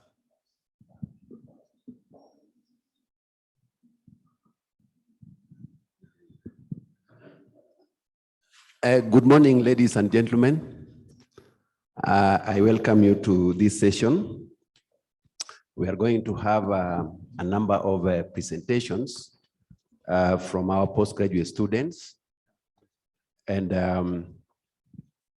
the presenters, please, I request that we limit ourselves to the available time because we've gone a little bit beyond. So my name is Dr. Nyuma. I'll be chairing this session. With me is Mr. Edwin Otieno. He will be our rapporteur. Our first presenter is Kevin Ouko from Jaramogi Oginga Odinga University of Science and Technology. And he's going to make a presentation on potential utilization of insects as alternative protein source in diets of farmed fish, acceptance of black soldier's fly larvae meal in Kenya. Mr. Kevin, take the floor. Okay, thank you. Good morning, everyone. Okay, my name is Kevin Ouko. I'm a PhD student at Jaramogi Oginga Odinga University. I'm currently undertaking my research, and it's a pleasure to be here to present on this day. So my research, or my topic for today for presentation, is on potential utilization of insects as alternative protein sources in diets of farm fish, and specifically the use of black soldier fly meal in Kenya. So when we talk about farmed fish, we're looking at aquaculture in general. So at Jaramogi, we are currently doing research on the use of insects as food and feed under the African Center of Excellence on the use of insects as food and feed. And this is part of what I'm doing, although this is a review. So that's the order of my presentation: background, research problem, methodology, research and discussions, and conclusion. Globally, the population is projected to increase to around 9.5 billion people by 2050. So because of the projected increase in population, then definitely then the food demand is also projected to increase. So there is need to increase global food production from the current levels by about 60%. And this will be able to enhance the achievement of one of the Sustainable Development Goals, number 2, on achieving food security. But then one of the major sources of food is protein. And approximately 200 million people in Africa derive high quality and low cost protein from fish. So people are moving from red meat to white meat. But then there is a very big problem in terms of aquaculture production. So the current production levels vis-a-vis the demand, there is a very huge gap, and therefore there is need to bridge the supply-demand gap. And in bridging this, then aquaculture comes in handy. So the current production trends in terms of the quantity, the metric tons of fish production in Kenya, the landings from Lake Victoria has been on decline. In Kenya, we majorly rely on the landings from Lake Victoria, and you can see between 2015 and 2019, there's been a declining trend in terms of fish production. So again, fish farming is coming in handy in terms of bridging this particular gap, and you can see that there is unsteady trend in terms of fish farming. So this is the trend in aquaculture production in Kenya from 2006 to 2019. So there's been between 2010 and 2016, there was some steady rise, and then again, there's been some drop in terms of production. So the major cultured fish species in Kenya are Nile tilapia, which takes the highest or the largest volume, followed by the African catfish, although there are other cultured fish species like the common carp and even the rainbow trout following in that particular sequence. So there's a gap in terms of fish production, in terms of what we produce and the demand. And therefore, as a country, we are still importing. And that's why when you go to the market, you're able to get the Chinese fish, the one from China. And most of you are not able to distinguish between the fish from the lake or cages and the one from China. So you can see that particular trend in terms of whatever we're exporting and whatever we're importing. Then now, what is the major challenge? Why do we have a decline in production? Why is it that there's a decline in production? So in aquaculture, aquaculture basically rely on quality and affordable aqua feeds. And the feed specifically takes about 40 to 60% of the total variable cost of production. So this becomes a problem because most of the aquaculture farmers rely on fish meal. Fish meal is called silver spirinid, or the locally known as omena or uchonga. So there's also a a competition. There is competition in terms of the demand for fish meal. In terms of other livestock, it can be used as livestock feed, poultry feed, and even we still want to use it in aquaculture production, and even as human food. So there's that particular fluctuation in terms of the use of fish meal. And therefore, we need to get alternative, sustainable feeds that can supplement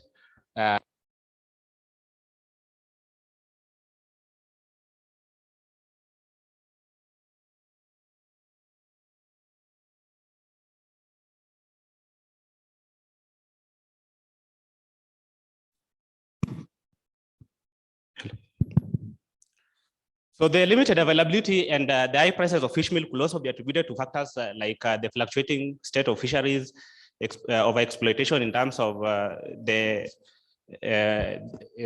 unlimited use in terms of demand for fish meal.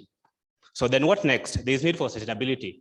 So that means that we need to get alternative sources of feed for our aquaculture production. So one of the alternative could be animal protein sources, like meat and bone meal could be used. There could be poultry byproduct, blood meal. However, these particular animal protein sources have received low approval ratings due to some of the sociocultural orientations within the communities. And just as I mentioned earlier, fish meal being used as one of the animal protein sources has got other alternative uses in terms of livestock production and poultry production. Another alternative source could be the plant protein. However, plant proteins have got some problems. They present some anti-nutritional factors. They have high levels of fiber and starch polysaccharides. The quantities of the fatty acids are also low. So this could still impair the fish intestinal integrity. So again, one of the major plant protein sources is soybean, but then soybean, the cost of soybean is high. Soybean has got alternative uses, still competing in terms of human food and animal feed. The use of production of soybean could lead to some environmental detriment in terms of deforestation, soil erosion, eutrophication, among others. And so we are looking for alternative, sustainable sources of feed. So insects come in handy. So recently there's been a rise and increase in terms of the number of research that is being done in the use of edible insects in terms of use of feed as food and feed. So one of the alternatives could be the black soldier fly. So the black soldier fly is used at the larvae level. So we'd want to use the black soldier fly to increase our production in aquaculture so that we can have maximum output. So you're looking at it in terms of technical efficiency, in terms of getting the maximum output from the use of the black soldier fly, using the least cost possible. And then acceptance come in handy when we now look at the perception. Is it going to be accepted in the society? Are farmers willing to accept and adopt the use of the black soldier fly? Are they willing to pay for the black soldier fly in terms of the value, the nutritional value that it is bringing in aquaculture? So this particular study was a review. It was a systematic review. So it took what is called PRISMA, the preferred reporting items for systematic reviews and meta-analysis. And we did a number of literature search from selected databases. And there were a number of inclusion criteria and exclusion criteria. So we're looking at the original or review studies that meet some academic quality merit by being peer reviewed. These particular articles were in English language, and they were published after the year 2008. And they were available online and in full text. So specifically, we're also looking at data that presented the use of BSF in fish production in sub-Saharan Africa, and with more focus in Kenya. And another major focus was at a controlled diet that contained fish meal. So those are some of the inclusion criteria in terms of our analysis, our study. So what was our finding? So we found out that why do we use insect-based meals in terms of in agriculture production? So one of the reasons why insects could be used is that they have outstanding capacity to upgrade low quality organic material. So most of these insects could be reared in organic wastes or the food waste. So they are able to convert these particular wastes and do some environmental cleanup. They also require minimal water as opposed to livestock. So minimal water could be used, and they also require small space in terms of cultivation. So you could just have a structure and then you do your black soldier fly, or you do maybe your earthworm, and so on and so forth. Again, there's the shift in insect-based feeds in terms of the circular economic opportunities based on that aspect of environmental cleanup services. And so we're able to recycle the bio-waste. So again, insects are very good because they emit less greenhouse gas emission. And currently we are fighting climate change. Under SDG number 13, the issues to do with the climate actions, the major focus in reducing the global greenhouse gas emissions. So insects come in handy. So Kenya is one of the countries that is currently, insect farming is coming, culturing is emerging. And there are some legislative issues that are being discussed on course so that the use of insects can be legalized or can be documented in terms of legislation. So globally, European Commission has allowed the use of some insects, and among them, black soldier fly could be used. There is common housefly, the yellow mealworm, house cricket, and even field cricket. But then the use of these particular insects depends on the type of substrate that is used. So the type of substrate that is used in terms of rearing these particular insects will dictate the nutritional quality of these particular insects. So again, research from our study, we found that most of the feed manufacturers are willing to include these particular insects in their feed, but given that there are some acceptable legislation and market acceptance. So what are some of the benefits and challenges of using the insect meals? So one of the benefits is that insects are locally available and they have the small ecological footprints. So insects you could, like for the black soldier fly, they are found naturally in poultry, in the poultry waste, manure waste, or even the pig waste. So you could get them you could get them locally and breed them and rear them and use them as alternative feeds. They have also high protein and lipid contents. In terms of food conversion ratio, they have high food conversion ratio. And then again, another issue is that the use of rearing insects could also be very important in terms of income generation, especially to the youth and even the women in our rural areas. So the challenges are that the possibility of these insects that they have some antinutritional properties that and even food safety concerns that need to be looked into. Again, there could be some difficulty in breeding because it's a new area that needs research, and there is need to be training in terms of the capacity development. So in terms of the acceptance, in Uganda, there's been studies in terms of acceptance, and most fish farmers are willing to accept. In Kenya, there's a study by CHI who found that farmers were aware of the use of these particular insects in terms of fish production and even other animal production like pig and poultry. So why are we now focusing on BSF and not any other insect in terms of this particular study? So for BSF, the life cycle of BSF is that within 3 months you're able to get your larvae and even get your feed in terms of drying. So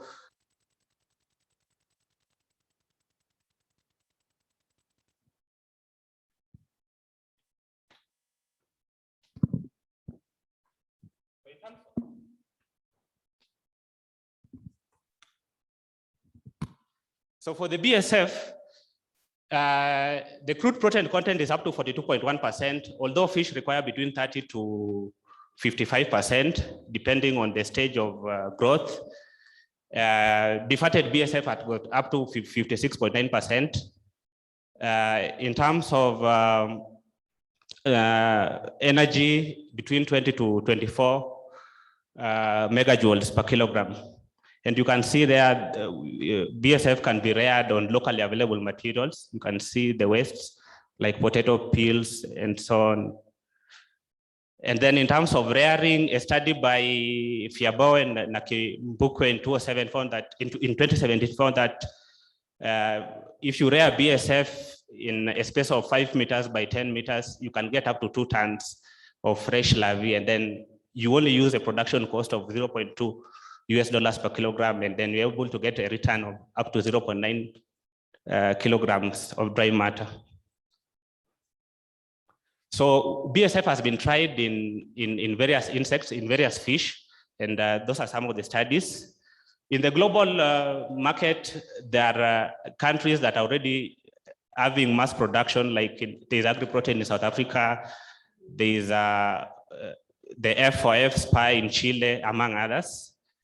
And consumers are organizing themselves, and even producers are organizing themselves to do insect production, like the Dutch Insect Brewers Association.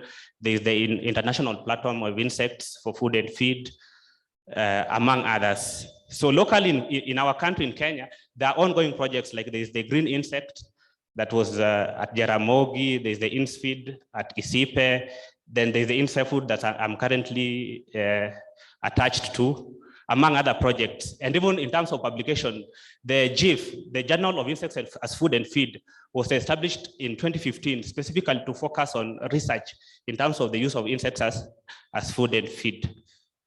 So some of the challenges that most farmers are still not aware of the use of this BSF, and so there's need for creating awareness in terms of breeding and even substrate management. There's still the environment that is appropriate is still under investigation. And then culturally, the acceptance of the use of insects, generally there's that neophobia aspect. People are not trying, the people do not want to associate themselves with the use of insects. In conclusion, we can say that the use of insects like BSF is sustainable. It can be used. It can supplement the fish meal that has been overexploited and has got competing use. BSF is very important in terms of cleaning the environment, requiring very cheap materials in terms of usage. And then we are seeing that it is a very promising and link in terms of the feed industry globally. So again, we need to take actions to raise awareness for the opportunities that are offered by this particular insect. Thank you so much for listening.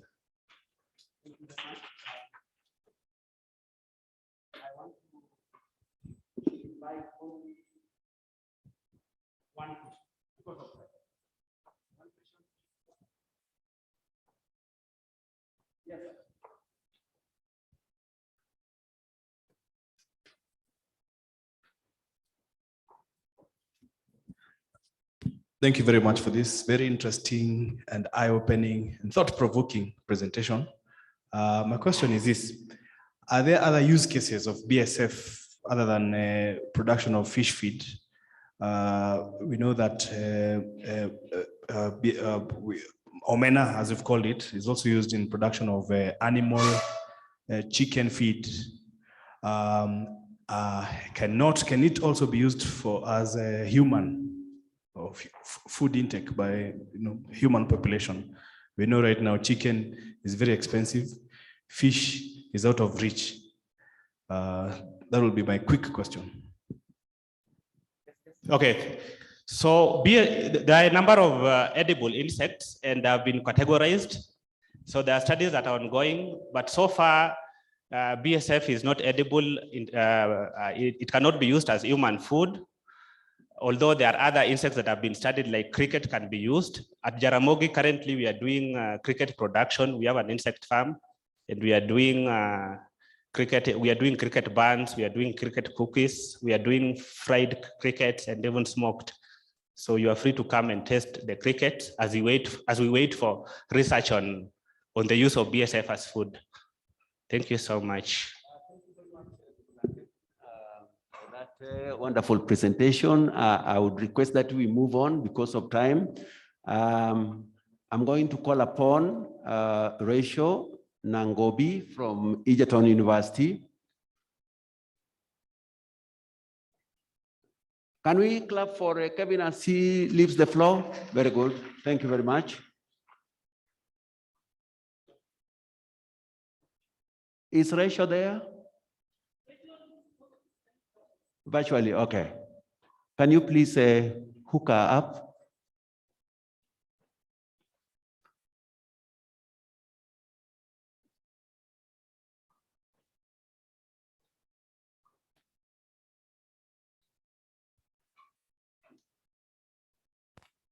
While they are setting up, I can take, I think Kevin can take maybe one question while we are waiting for Rachel to be hooked up.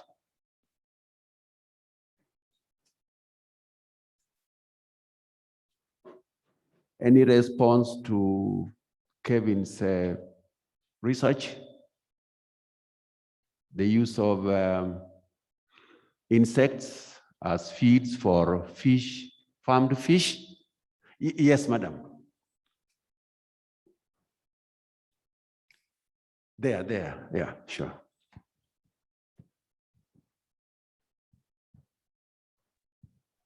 Thank you very much for this, Dr. Is it Mr. Ogo? Yes, Yeah, Kevin, thank you yes. for this.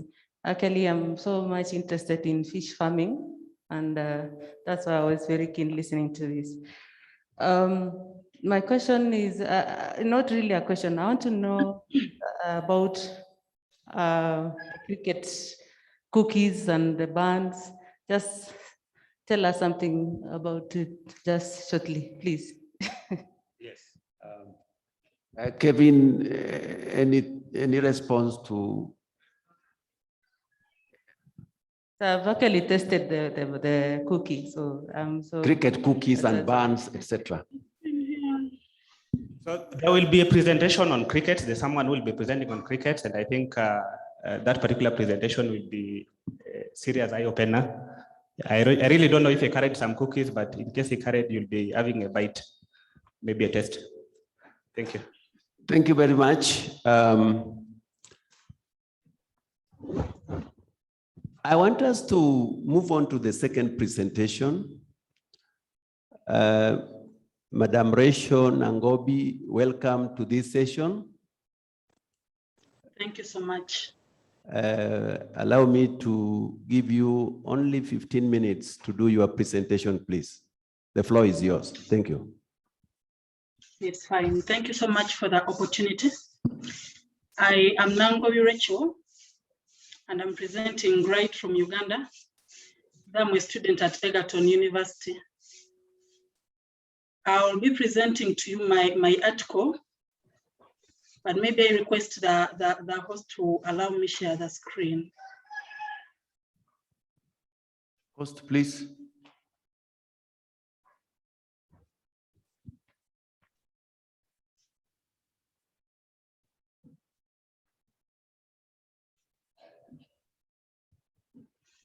She's requesting if the host can allow her to do to share her screen.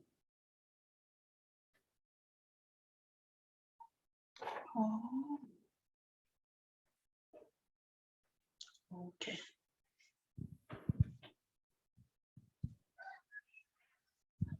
So can you able to see? Can you be able to see? Yes, we can. Just make it on a presentation mode. Yes. Okay, thank you so much. Yes, I'm Nangobi Rachel, and I'm a student at Egerton University, and I'll be presenting to you an article about the factors influencing leadership styles used by farm organizations in Uganda. I'm doing this study under the supervision of Prof. Mushenga Patience and Dr. Mgunla Basil. I'll take you through the introduction, the methods, results and discussions, conclusions, and then the recommendations. To start with, we all know that majority of our farmers are smallholders who are struggling with a lot of challenges to advance their farming. And so we also know that farm organizations have been a very good way of translating this smallholder farming into commercial among these smallholder farmers, as it can help them easily adopt advanced technology, lower the transaction costs, improve the bargaining power, and access information, inputs, and extension easily. This thus this in turn improves the agricultural growth, the earning potentials and standards of living of these smallholder farmers, and then consequently improves the economic growth and development of the country. But for all that to happen, as in any organization, leadership is key. Leadership determines so much the success of any organization, but then it is not yet clear which leadership styles are used by farm organizations. And then the factors that influence such leadership styles that are used by farm organizations are also not yet clear. And thus this study intended to bridge that gap. The method, the study used a cross-sectional survey research to collect both qualitative and quantitative data from 272 group leaders from 12 randomly selected districts in Uganda.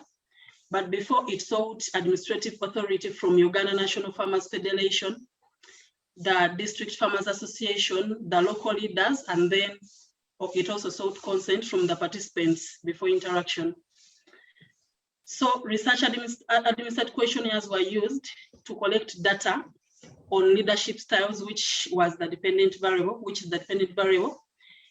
and it was measured, it was binary, coded as 0, representing only democracy, and then 1, both democratic, 0 democratic style, then 1 democratic, and both democratic and autocratic style.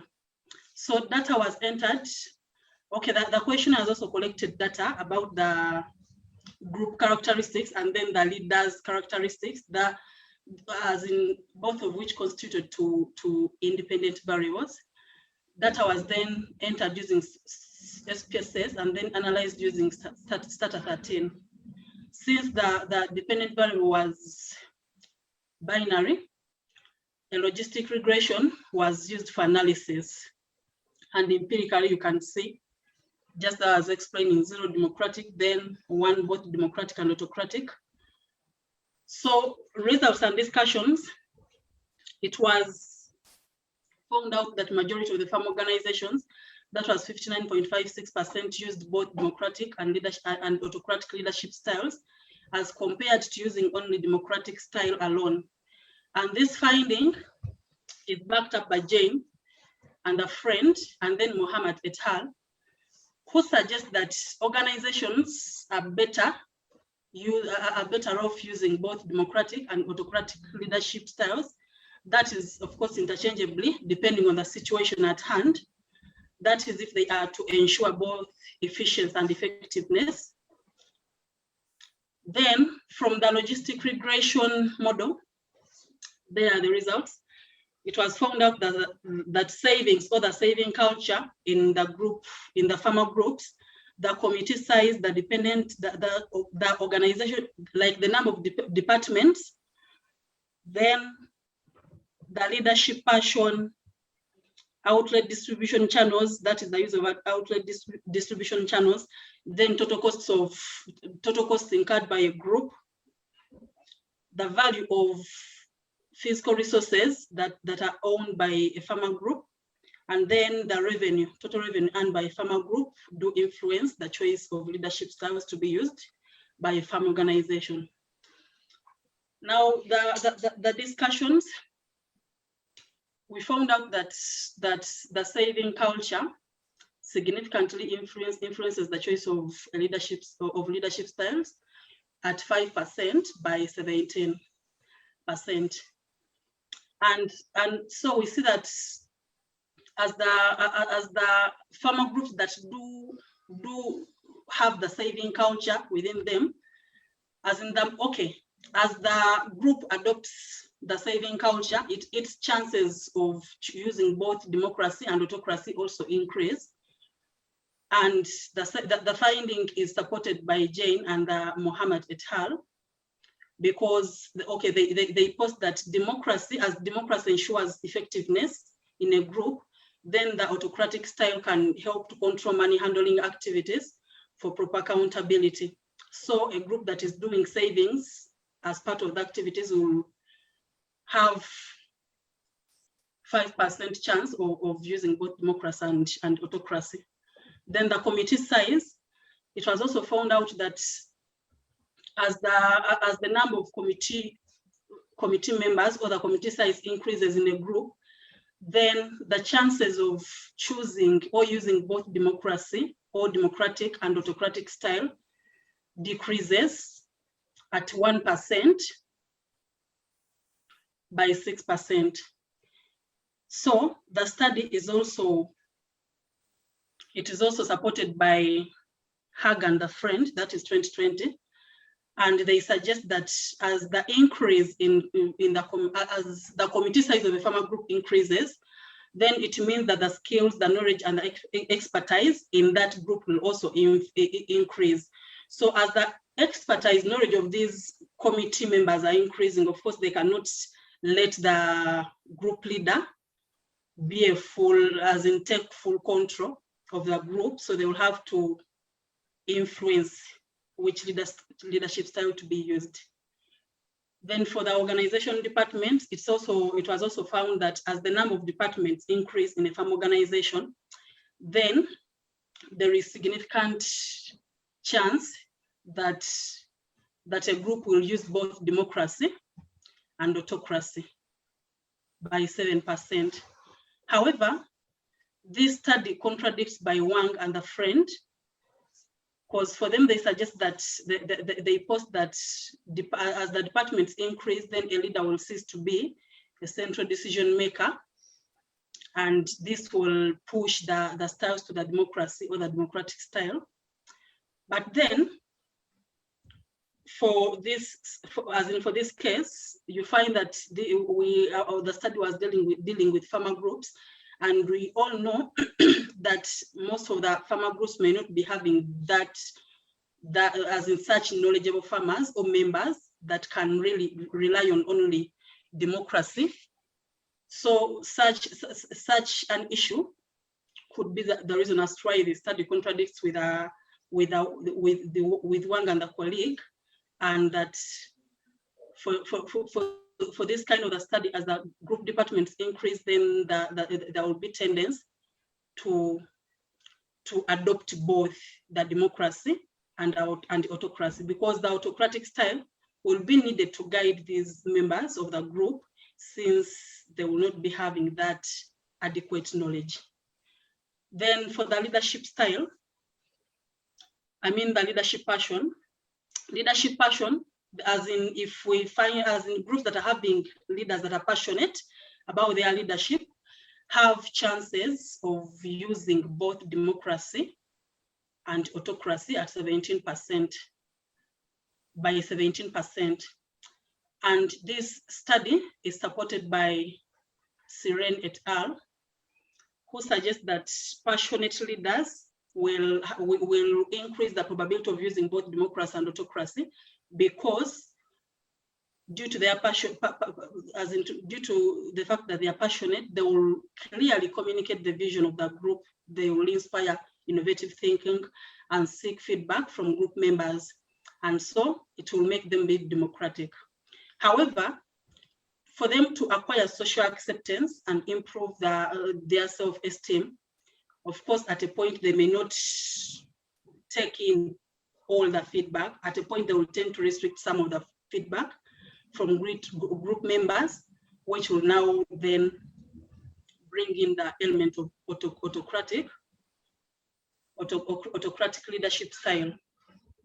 Then for the outlet distribution channels, it was found out that groups that use outlet distribution channels stand chances of increasing the probability of using both democracy and autocracy as leadership styles by 17%.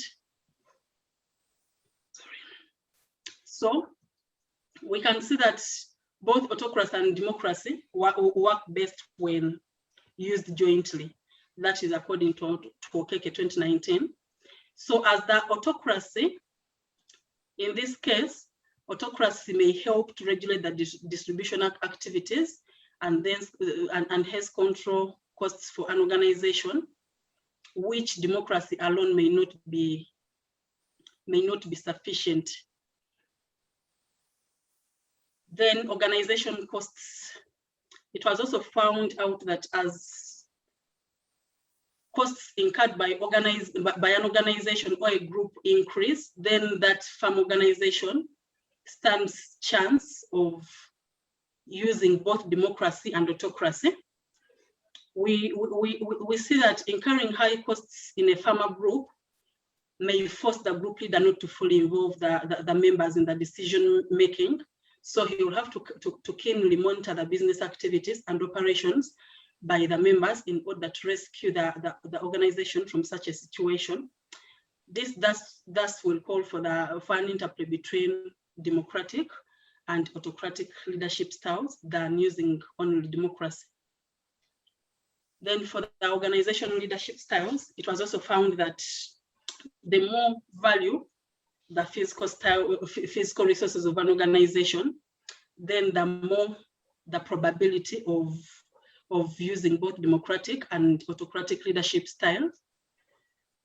And this study is supported by Benzen et al. 2017, who suggests that democracy alone may not sufficiently maintain and guard the resources as it offers a lot of freedom to the group members.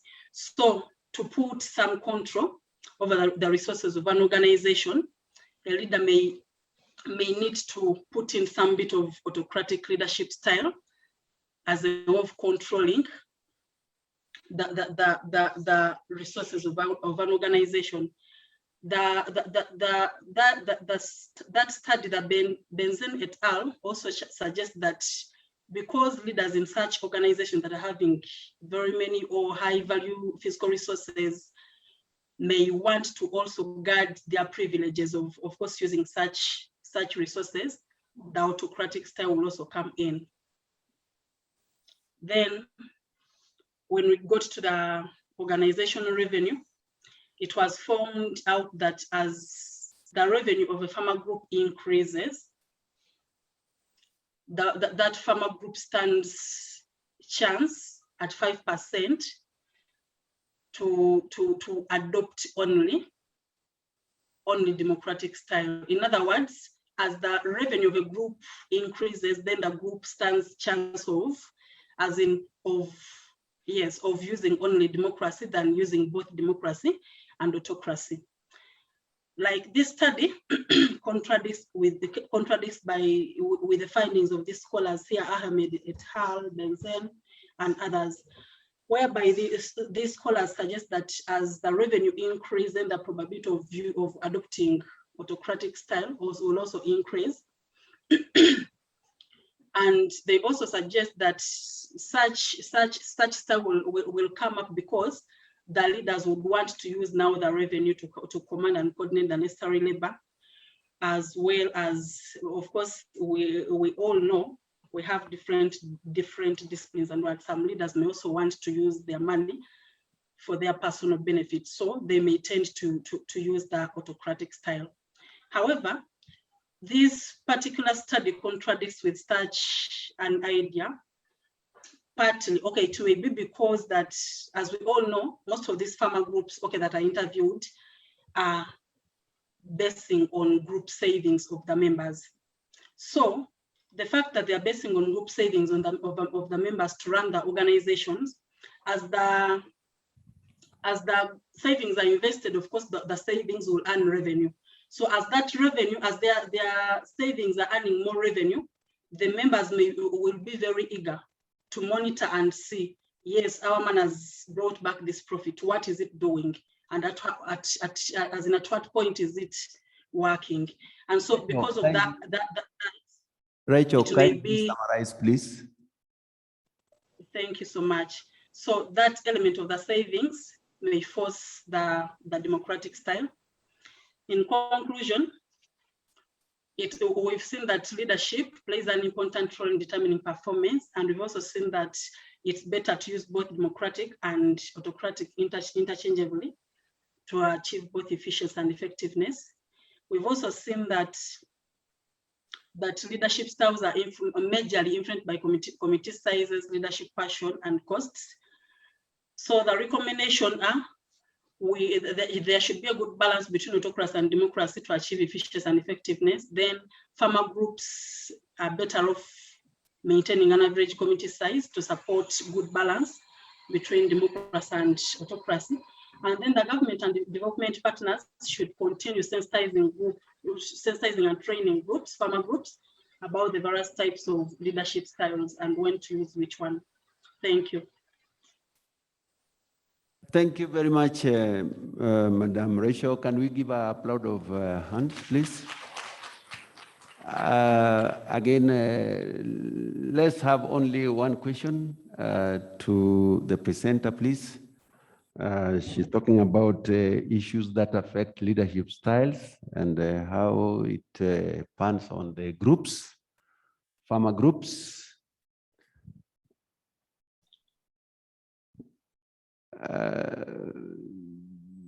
Madam Rachel, thank you very much for your presentation. We thank you very much. I would want to move on to the next presentation, please, for purpose of time. Mr. Hesbon Awiti from Egerton University. Awiti is going to talk about factors influencing the extent of crop diversification among smallholder farmers in Kisumu County. And as he comes to the floor, Awiti is one of our former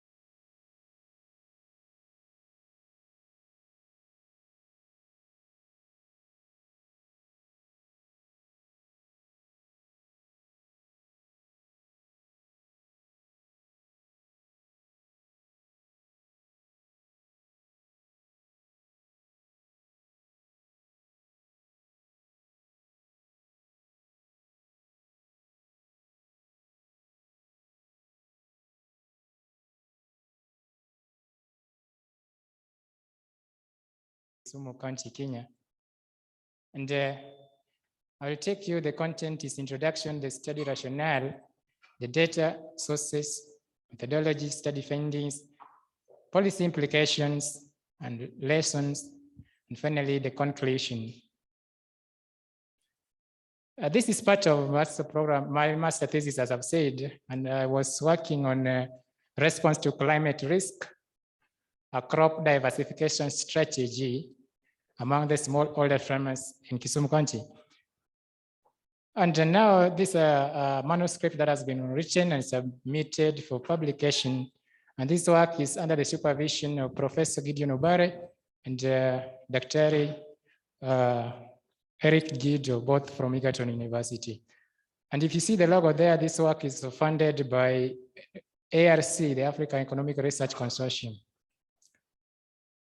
We have listened and we have seen, and from the CEC, the question arises about climate variability, and it's real. And unless we devise avenues or strategies to help these smallholder farmers, which are resource constrained, then these things will not make us to achieve the goal of food security and nutrition, and which also is part of this conference of sustainable food production. And this is challenged by that Kenya is primarily agriculture rain-fed based. And any slight change or any variability in climate will bring problem. And currently, when I came back to Egerton, the rains has delayed and things are not good if you check the farms. And that shows you that climate change is real. So what can we do? We wanted to see that, can we respond to climate variability through crop diversification strategy as a climate smart agricultural practice to respond to risk? Because we know that these farmers are constrained in terms of finance, and implementing integrated practices might not be easy. So can we have at least cost-effective strategy that can help the farmers to be more food secure? And due to increasing threats of climate variability, according to July 2018, suggested that crop diversification strategy remain a suitable ex-ante risk management mechanism. And there, we need, as we practice it, we need to adopt climate smart crops. And this study used 4 crops, as cassava, sorghum, sweet potato, and drought-resistant maize variety, which is, if you check the current project, the Kenya Climate Smart Agricultural Project, that was launched in 2019, they are putting much consideration to these crops. So in line with that project, we want to see, can farmers diversify these crops along what they are producing so that they can be food secure in terms of nutrition, quantity, and all those aspects and parameters of measuring food security.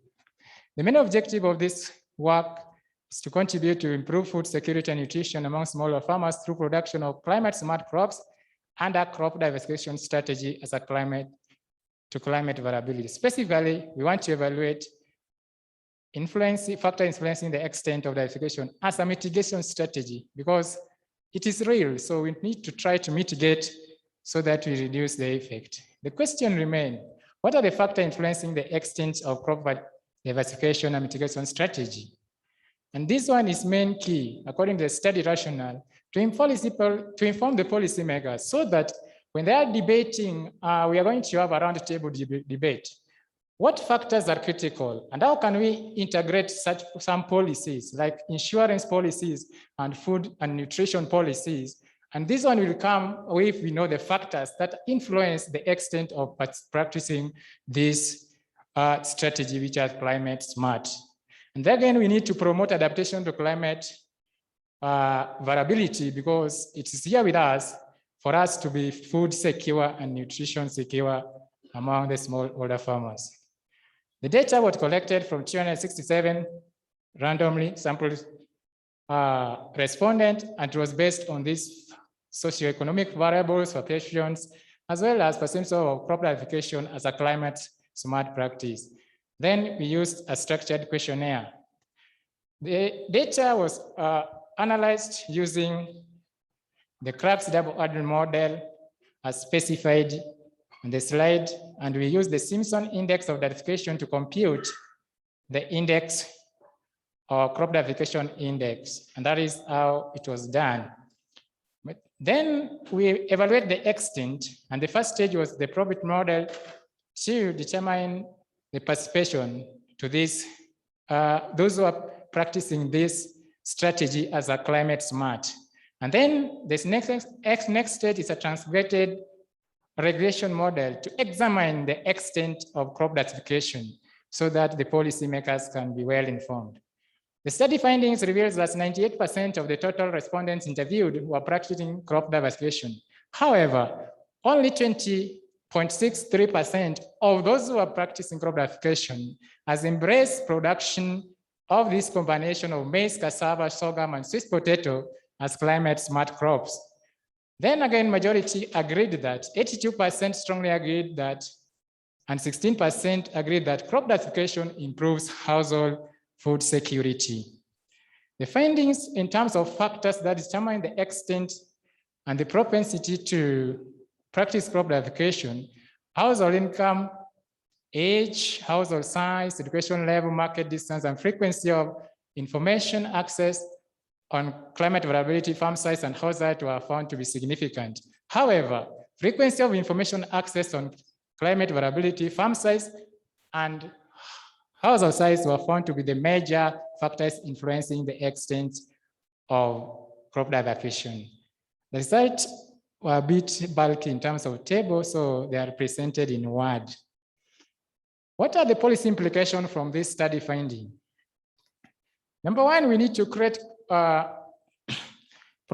and promote climate change awareness. And remember, when the CEC of Nakuru County was talking about, the major issue was issue of extension services. And I'm very happy she mentioned that they are trying to employ even plant doctor to the lowest level, at what level, to assist farmers. So unless we create awareness that climate change is real among these smaller farmers, we will still have problem with food security. And this will help us to enhance the resilience in food system. Number two, policies that will improve smallholder access and control to land. And remember also, she mentioned that these lands, when the old have died, we find that those are remaining by might not know the productive importance of the land, and now might just sell it or make bricks out of it, and it's make it to lose the economic productivity in terms of agriculture. And now you find that now, if you can have some policies among smaller farmers to access and control land, this will enable them to practice crop diversification as a climate smart agricultural practice to improve food security. And then again, extension services. When I was in the field, they were really complaining. We have not met these people. Nowadays, the government are not employing extension services. The last time we met is 3 months ago, and climate is real. How can we assist them in terms of extension services? And lesson learned, well, what lessons were derived from this? We learned that any effort in promoting crop diversification as a climate smart practice should target improving land use and weather insurance policies. Because now, if your crops fail, nobody will insure your crops. Can we have argument that we can incorporate the link between the land use policies and weather insurance policies with climate variability awareness and credit success? So even these farmers can access the drought tolerant varieties that has been improved by our research organization like the CALRO. Then success promotion of practice of crop diversification as a climate smart require great access to timely and accurate information. Even the CEC mentioned about the app, and I'm very happy that if we can have this in Kisumu County, that the farmers are constantly getting the information, then they will practice climate smart agricultural practices. But however, you find that these farmers do some work, they're old age and they're using the phones that cannot even download the app. So what can we do as the researchers to improve this access to timely and accurate information? Then again, reliable and accurate climate reliability is important in a farmer to make informed decisions so that they know at what time do we plant, at what time do we expect rain, when do you need to plant this type of variety? Is it short or long term? And how can we incorporate? At what time do we rotate our plants to improve soil fertility, to improve our productivity? Those are the main lessons. And into conclusion, we say that more attention should be given to climate variability creation, access to credit, extension services, and land use policies to increase the extent of crop diversification. And again, finally, since crop diversification was found to improve food security and nutrition, agricultural productivity, as well as increasing the resilience of smaller farmer system towards climate change, more attention should be geared towards conservative agriculture in Kenya as well as in Africa as a whole. This is because in line with the African Agenda 2063, we have the priority goal of climate change and resilience. And what can we do? The Africa Agenda 2063, the future Africa we want, in line with what we are doing today. What can we do in terms of climate variability and helping smaller farmers which are constrained in terms of resources to give them a cost-effective and climate-smart practice to improve household food security and nutrition and conserve our environment without any pollution. Thank you so much for listening. Thank you so much for your time. Mr. Awiti, for that presentation. Can we give him an applause of hands, please? I'll take one question to the presenter, just one question. The rest we can post on the chat concerning issues of diversification as a strategy for, creating resilience in agriculture. One question, please. We can continue interact. Yes, yes. Go ahead.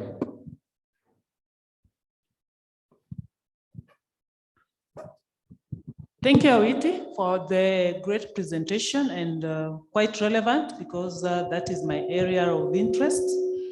And I don't know if the county government of, is it the sub-county of Kisumu? They have some interventions in place just to enable farmers diversify, especially on those three crops that you have mentioned, the cassava, sorghum, and sweet potatoes. And I was just also thinking aloud of the kind of index that you developed. Was it a composite index or what kind of index did you develop? Thank you. Okay, to start with the first question, the intervention, yes, I mentioned about the climate smart agriculture project. And we in the semi part, that is a sub-county in Kisumu County, they are under that program, they are dealing with the sorghum vis-a-vis the cassava. So there is intervention of these issues of crops under consideration within the Kisumu County. But specifically in Kisumu West Sub-County, this program I'm talking about of the climate smart, they zero into indigenous poultry production. And the reason, the question based on the crop diversification index, yes, the crop diversification index, when we are doing the computation, it was based on the area of the crop that has been cropped, because the extent to which you plant your crop vis-a-vis the area under coverage can determine the quantity vis-a-vis the output. So we developed that because it is measured and area-wise in terms of productivity. Yes. Thank you very much. Yes, Kevin.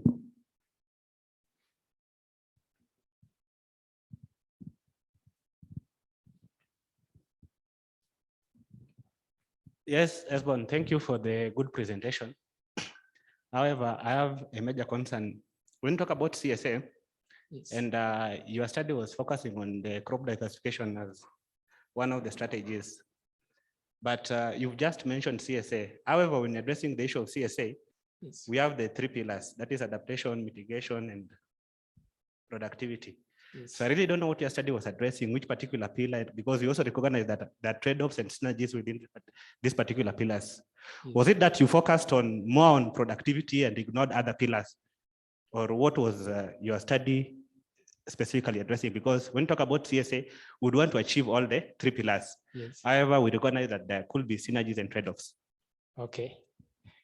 When the study considers the three aspects. Number one, if you talk about the adaptation, we wanted a resilience or conservative strategy that is environmentally friendly so that we improve the adaptation to climate variability.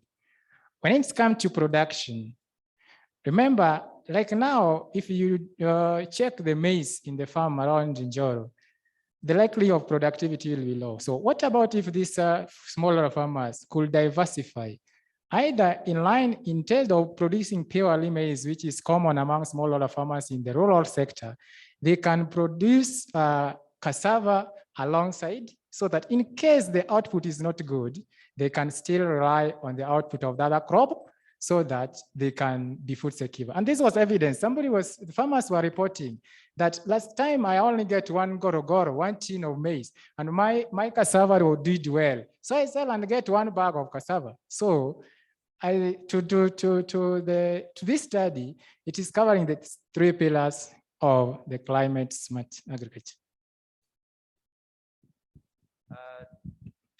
Thank you very much, Mr. Witty, for that presentation. I think as he leaves the floor, we can clap for him again. I want us to move to the next presentation. And scholars from agriculture, economics, agribusiness, ag economics, you are in the house. Please help us by trying to interrogate these presentations so that we help these researchers to put their best foot forward. Allow me to call upon Alex Machio from Bomet University. Is Alex in the house? Can he be hooked up, please?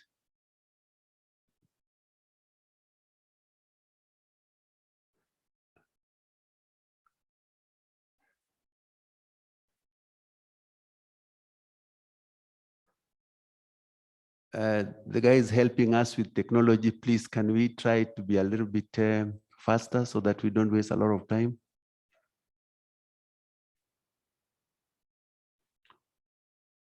He's not online. Oh.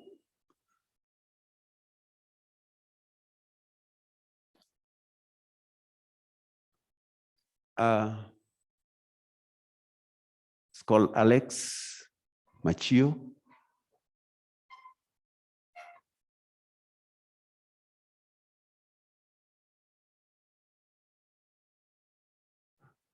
Is not online. Okay. Then we move on to the next presentation. Kevin, Mr. Kevin Obondo. Kevin Obondo is from Egerton University. And Kevin is going to do a presentation on quality assessment of three water hyacinth compost types in Lake Victoria Basin of Kenya. Welcome, sir.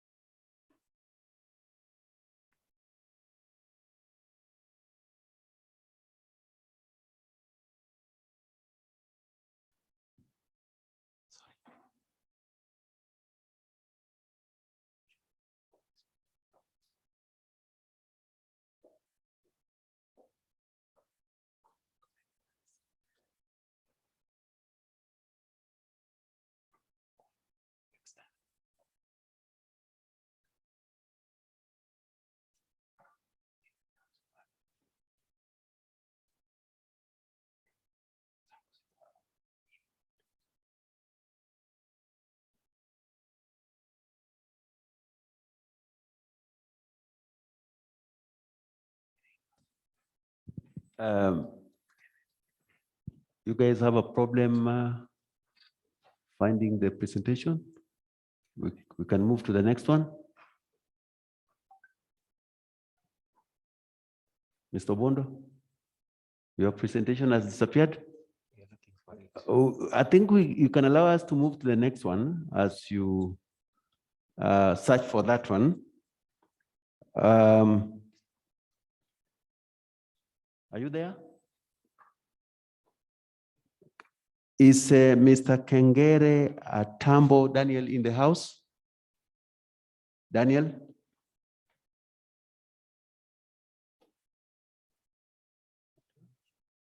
The presenter from Pwani University? Virtual? Can you guys look for Kengere? Daniel Kengere?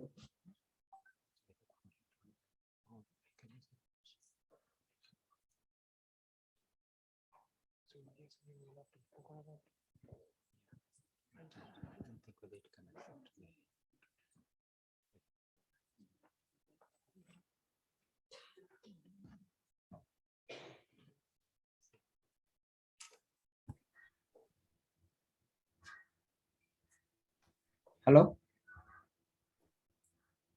Hello, everyone. Can you hear me, please? Yes, we can hear you. Go ahead. Okay, please allow me to share my screen. Go ahead, please.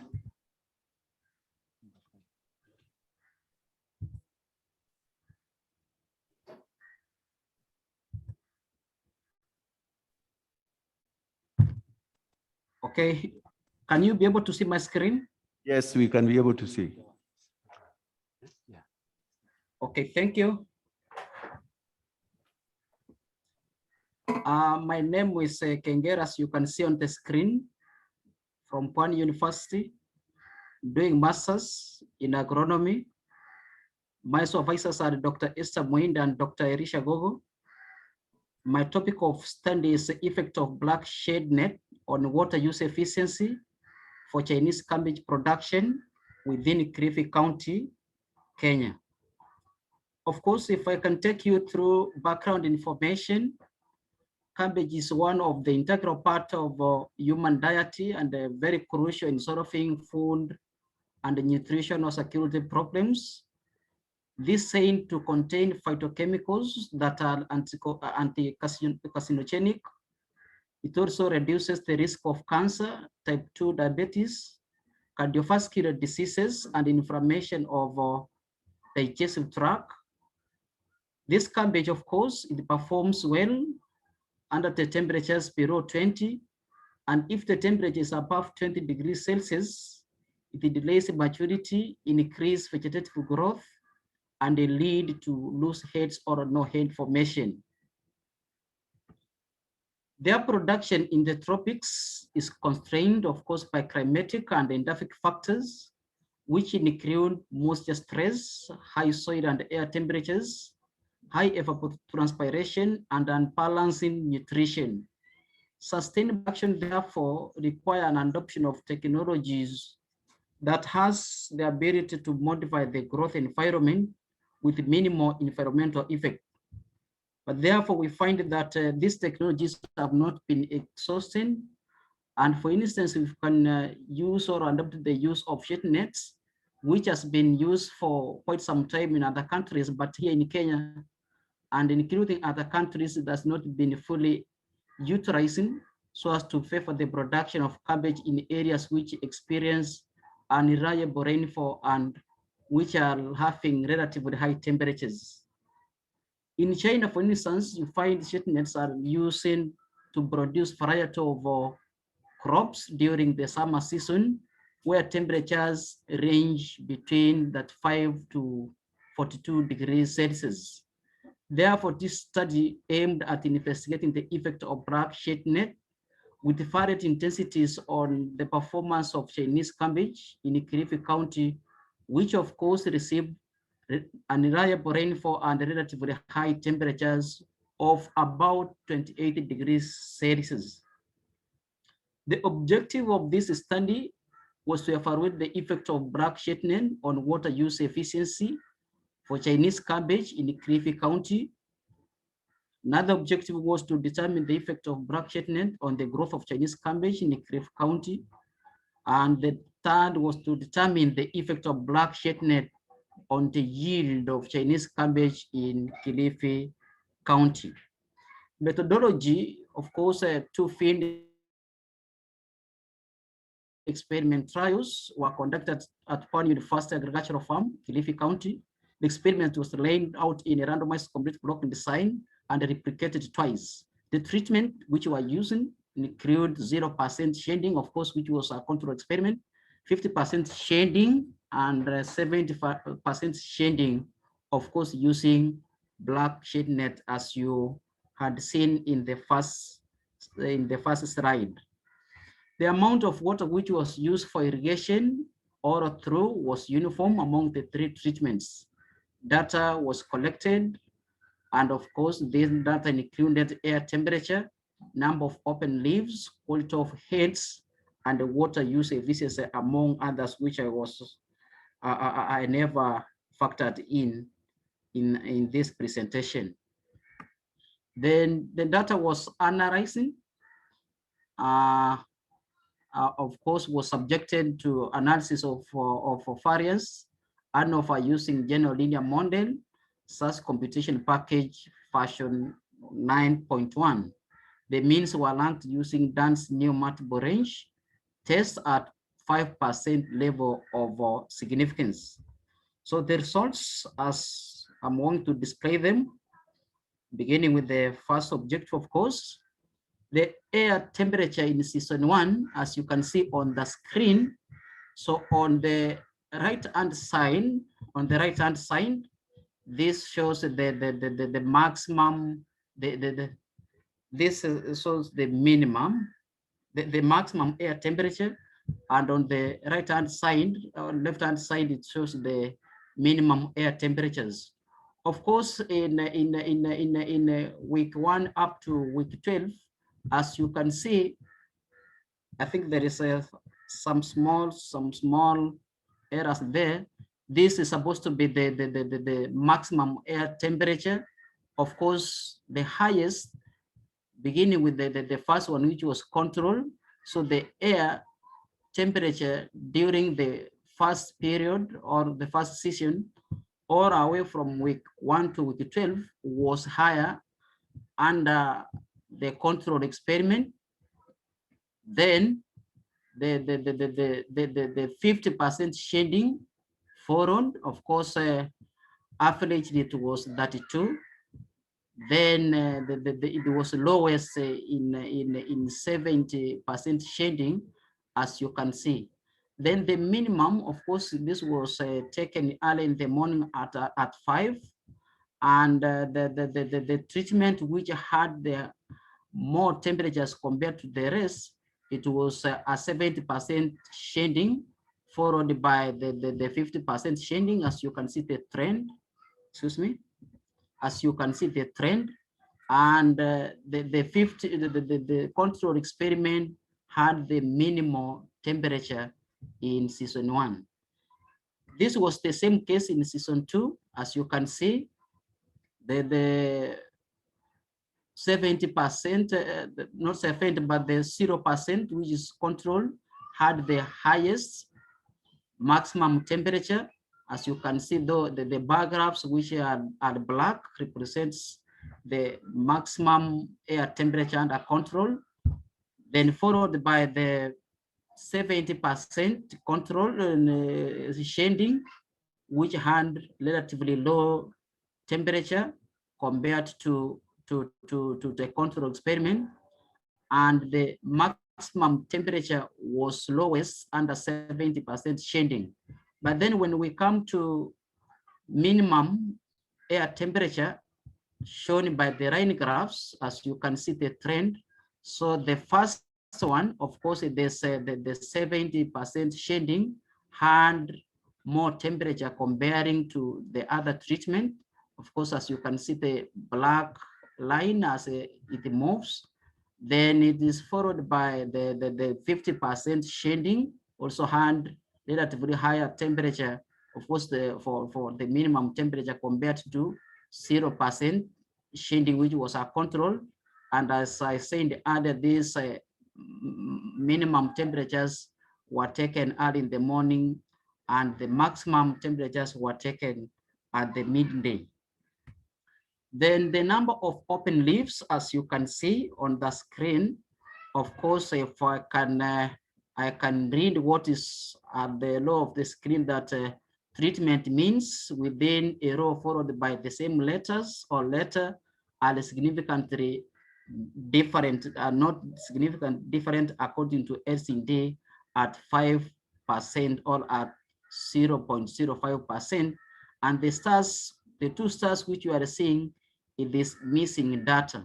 And of course, in season 1, of course, this is week 1, having season 1 and season 2, week 2, having season 1 and season 2. But then you can note season 1 had all through up to week 5. In fact, season 1, the crops matured earlier comparing to season 2. During season 2, temperatures were very high, and that's why in open or in control experiment, we are missing data as from week 3 to the 10th week. So relatively, the first season, because there was some raining, the crops matured earlier, but in season 2, because the rains were not there, we were only relying on irrigation, it went all along to week 10. So in season 1, week 1, as you can see, the number of open leaves in 70% and in 50%, there was no much difference, but then under control, there was a difference. As you can also see, it was the same in week 2, whereby there was no significance in all treatments. Season 2 was almost the same. As you can see, if we can go to week 3, the number of open leaves in 70 and the 50, there was no difference. You have and in week 6. 1 minute, please. Can you Yes. summarize? Okay, thank you. Then if we go to the quality heads, of course, this represents season 1, and this is season 2. And season 1, the number of quality heads under 50 and 70, they were relatively high compared to control experiment. In season 2, control had nothing because they had dried, and in 70, they had relatively higher or more number of heads. The same was with the water use efficiency. As you can see in season 1, there was a significance in 50 and 70, but in control it was low. This was the same case with the with 50 and 70% control. Then if we move to conclusion, of course, in tropical climate, which is associated with relatively high temperatures, the use of black shade net for Chinese cabbage production, it improves this production and water use efficiency. But therefore, there is further research which is advocating to ascertain the long-term effect of black shade net on soil nutrients and the nutritional content of cabbage under net shading in comparison to open ground. Thank you so much, and that's the end of my presentation. Thank you very much for that compelling presentation. Can we give him a round of applause? Audience, you can share with the presenter any questions, clarifications in the chat. At this point in time, allow me to recognize the presence of Professor George Owuor. George Owuor is a professor of agribusiness from Egerton University, and also the center director for SESAM. Professor Owuor is one of the mentors of Dr. Florence Opondo. Professor, welcome to this session. Thank you very much. The remaining presenters, because of time, I want us to, again, relook at our schedule. We would really appreciate if you can just go through your abstract, give us the key issues, what was the research all about, what was the method, the results, and your key conclusions, please, so that we only allow you 10 minutes because we are running out of time. Where is Mr. Alex? Allow me to move on to the next presenter, Francis Ogutu. Amepotea.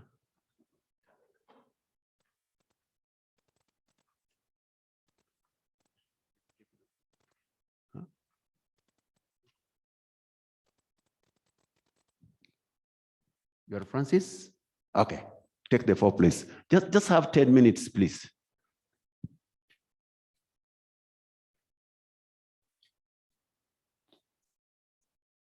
Francis is going to walk us through his research. That is agro-dealers' knowledge, perception, and willingness to stock a fungal-based biopesticide for management of Tuta absoluta in Kenya.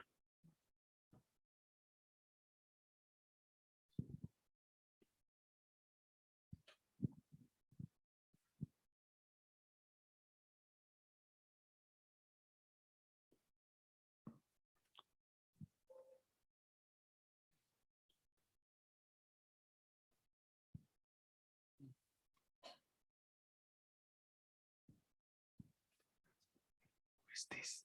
I'll call him.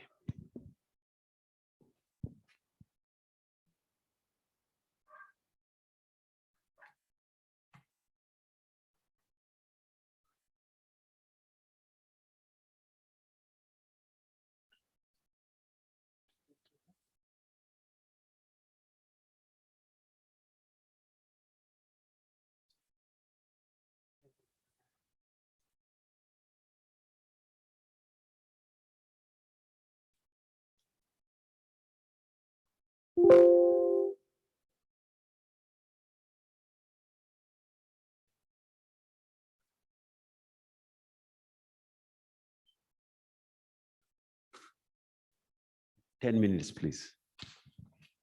Thank you for the opportunity. So I'm Francis Ogutu, a student from Egerton University. I'm taking masters in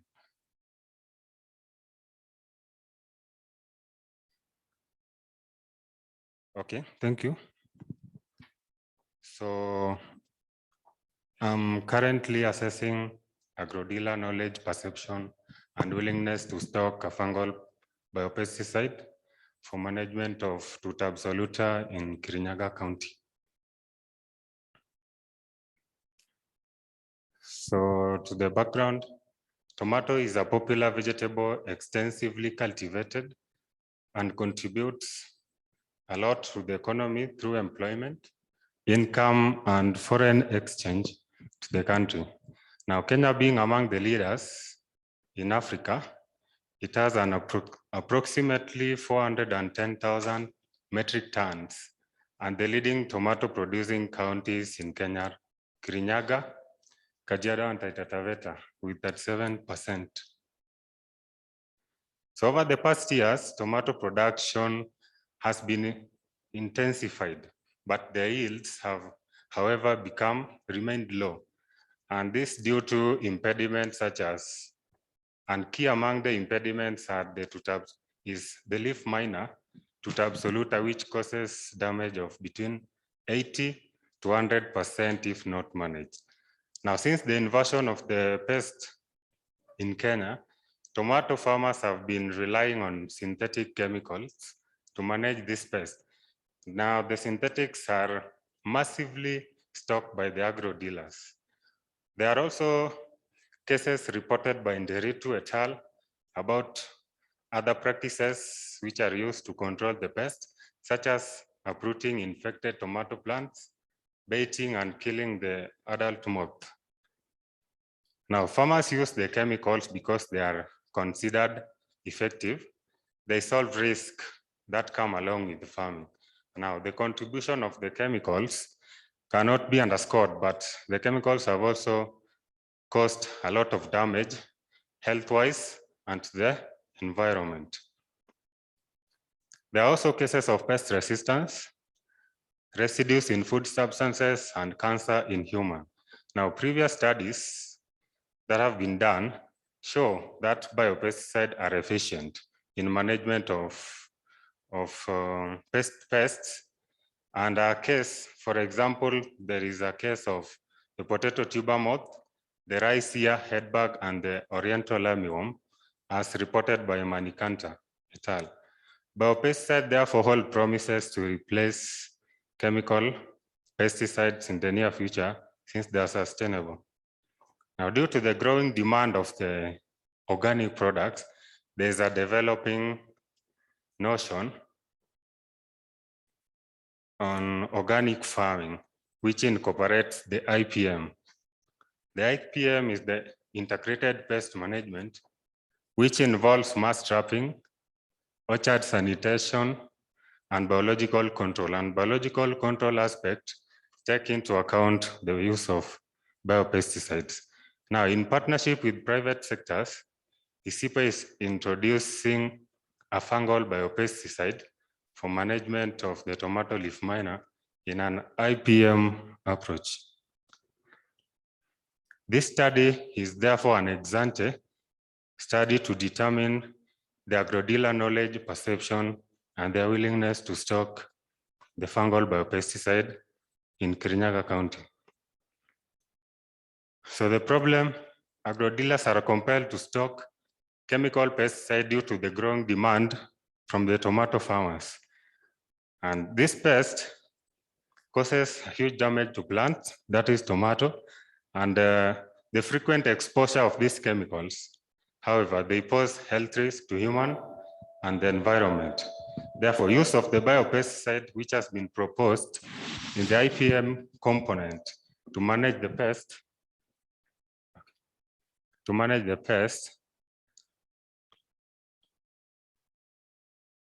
seems to be efficient. However, the agro-dealer knowledge, perception, and their willingness to stock is not clearly understood. On the materials and methods, data was utilized. The data utilized was from Kirinyaga County, and it was purposively selected due to the fact that it's the leading tomato producer in the country, followed by Kajiado and Taita Taveta. And the population of study was agro-dealers dealing in pesticides. So these are the socioeconomic characteristics that were found during the study. And the knowledge, based on the knowledge and perception, most of the agro-dealers were aware of non-chemical practices for managing the leaf miner. And about 43% of the respondents were aware of the specific non-pesticide practices. And further, 79% of the respondents stated that crop rotation with the non-host crop was the main control measure put in practice by most tomato farmers. Onto the perception, the principal component analysis was used, and its robustness was tested by the KMO, Bartlett's test, and the Cronbach alpha test. And the three components were extracted, with the first one leading with 35%, and it was stressing about the effectiveness of biopesticide in crop protection over synthetics. The second dominant factors in the second component were the effect of biopesticide on human health and the environment. And the third was based on commercialization, which touched on price, the type of pesticide, and the demand. On the willingness to stock, the survey results also indicated that the main pesticide used by farmers was collagen, and 82% of agro-dealers were found to be willing to stock the biopesticide and pay at the same price as collagen. The analysis also indicated that The mean willingness to pay was 1,018 per liter for Ethiopia, suggesting that the agro dealers considered biopesticide efficient than the chemical pesticide. So the variable's age was found to be negatively related to willingness to pay. And that depicts that the old agro dealers were not willing to test the new technology. And access to the social networks was positively related, implying that the agro dealers who had access to the social networks such as groups and the extension officers were willing. The access to credit facility was also significant and positively related. Therefore, those who had access to credit facilities were willing to stock. And access to information was also significant. And the agro dealers who had access to this information based on prices, the type of pesticides, and the relevant information based on the market, they were also willing to stock since they had knowledge. So the findings also depict that agro dealers attached a higher value to the biopesticide as an alternative pest management approach, therefore implying that there's a much concern that the destructive nature of Tuta absoluta causes severe damage, and there is need for an alternative solution for this. So from a policy perspective, based on the recommendation, there is need to limit the synthetic certifications that inhibit dominance of biopesticides. And there's also need to increase the level of access to social networks, the credit facilities, information among agro-dealers. And since these are the critical factors that influence the agro-dealer knowledge, perception, and their willingness to stock the biopesticide. So I'd like to acknowledge SESAM for funding my master's, ICIPE in partnership with BioVision for funding my research, and my supervisors, Dr. Beatrice Murithi and Professor Patience Mchenga. Thank you. Thank you very much, Mr. Francis. Ladies and gentlemen, at this juncture, I would request that continue engaging the presenters in the chat. However, because we have a keynote address exactly 2 o'clock, I would request that we break for lunch, okay? And we take exactly 25 minutes so that again we can be able to convene and be able to listen to the keynote address. Thank you very much. For purpose of time, thank you very much.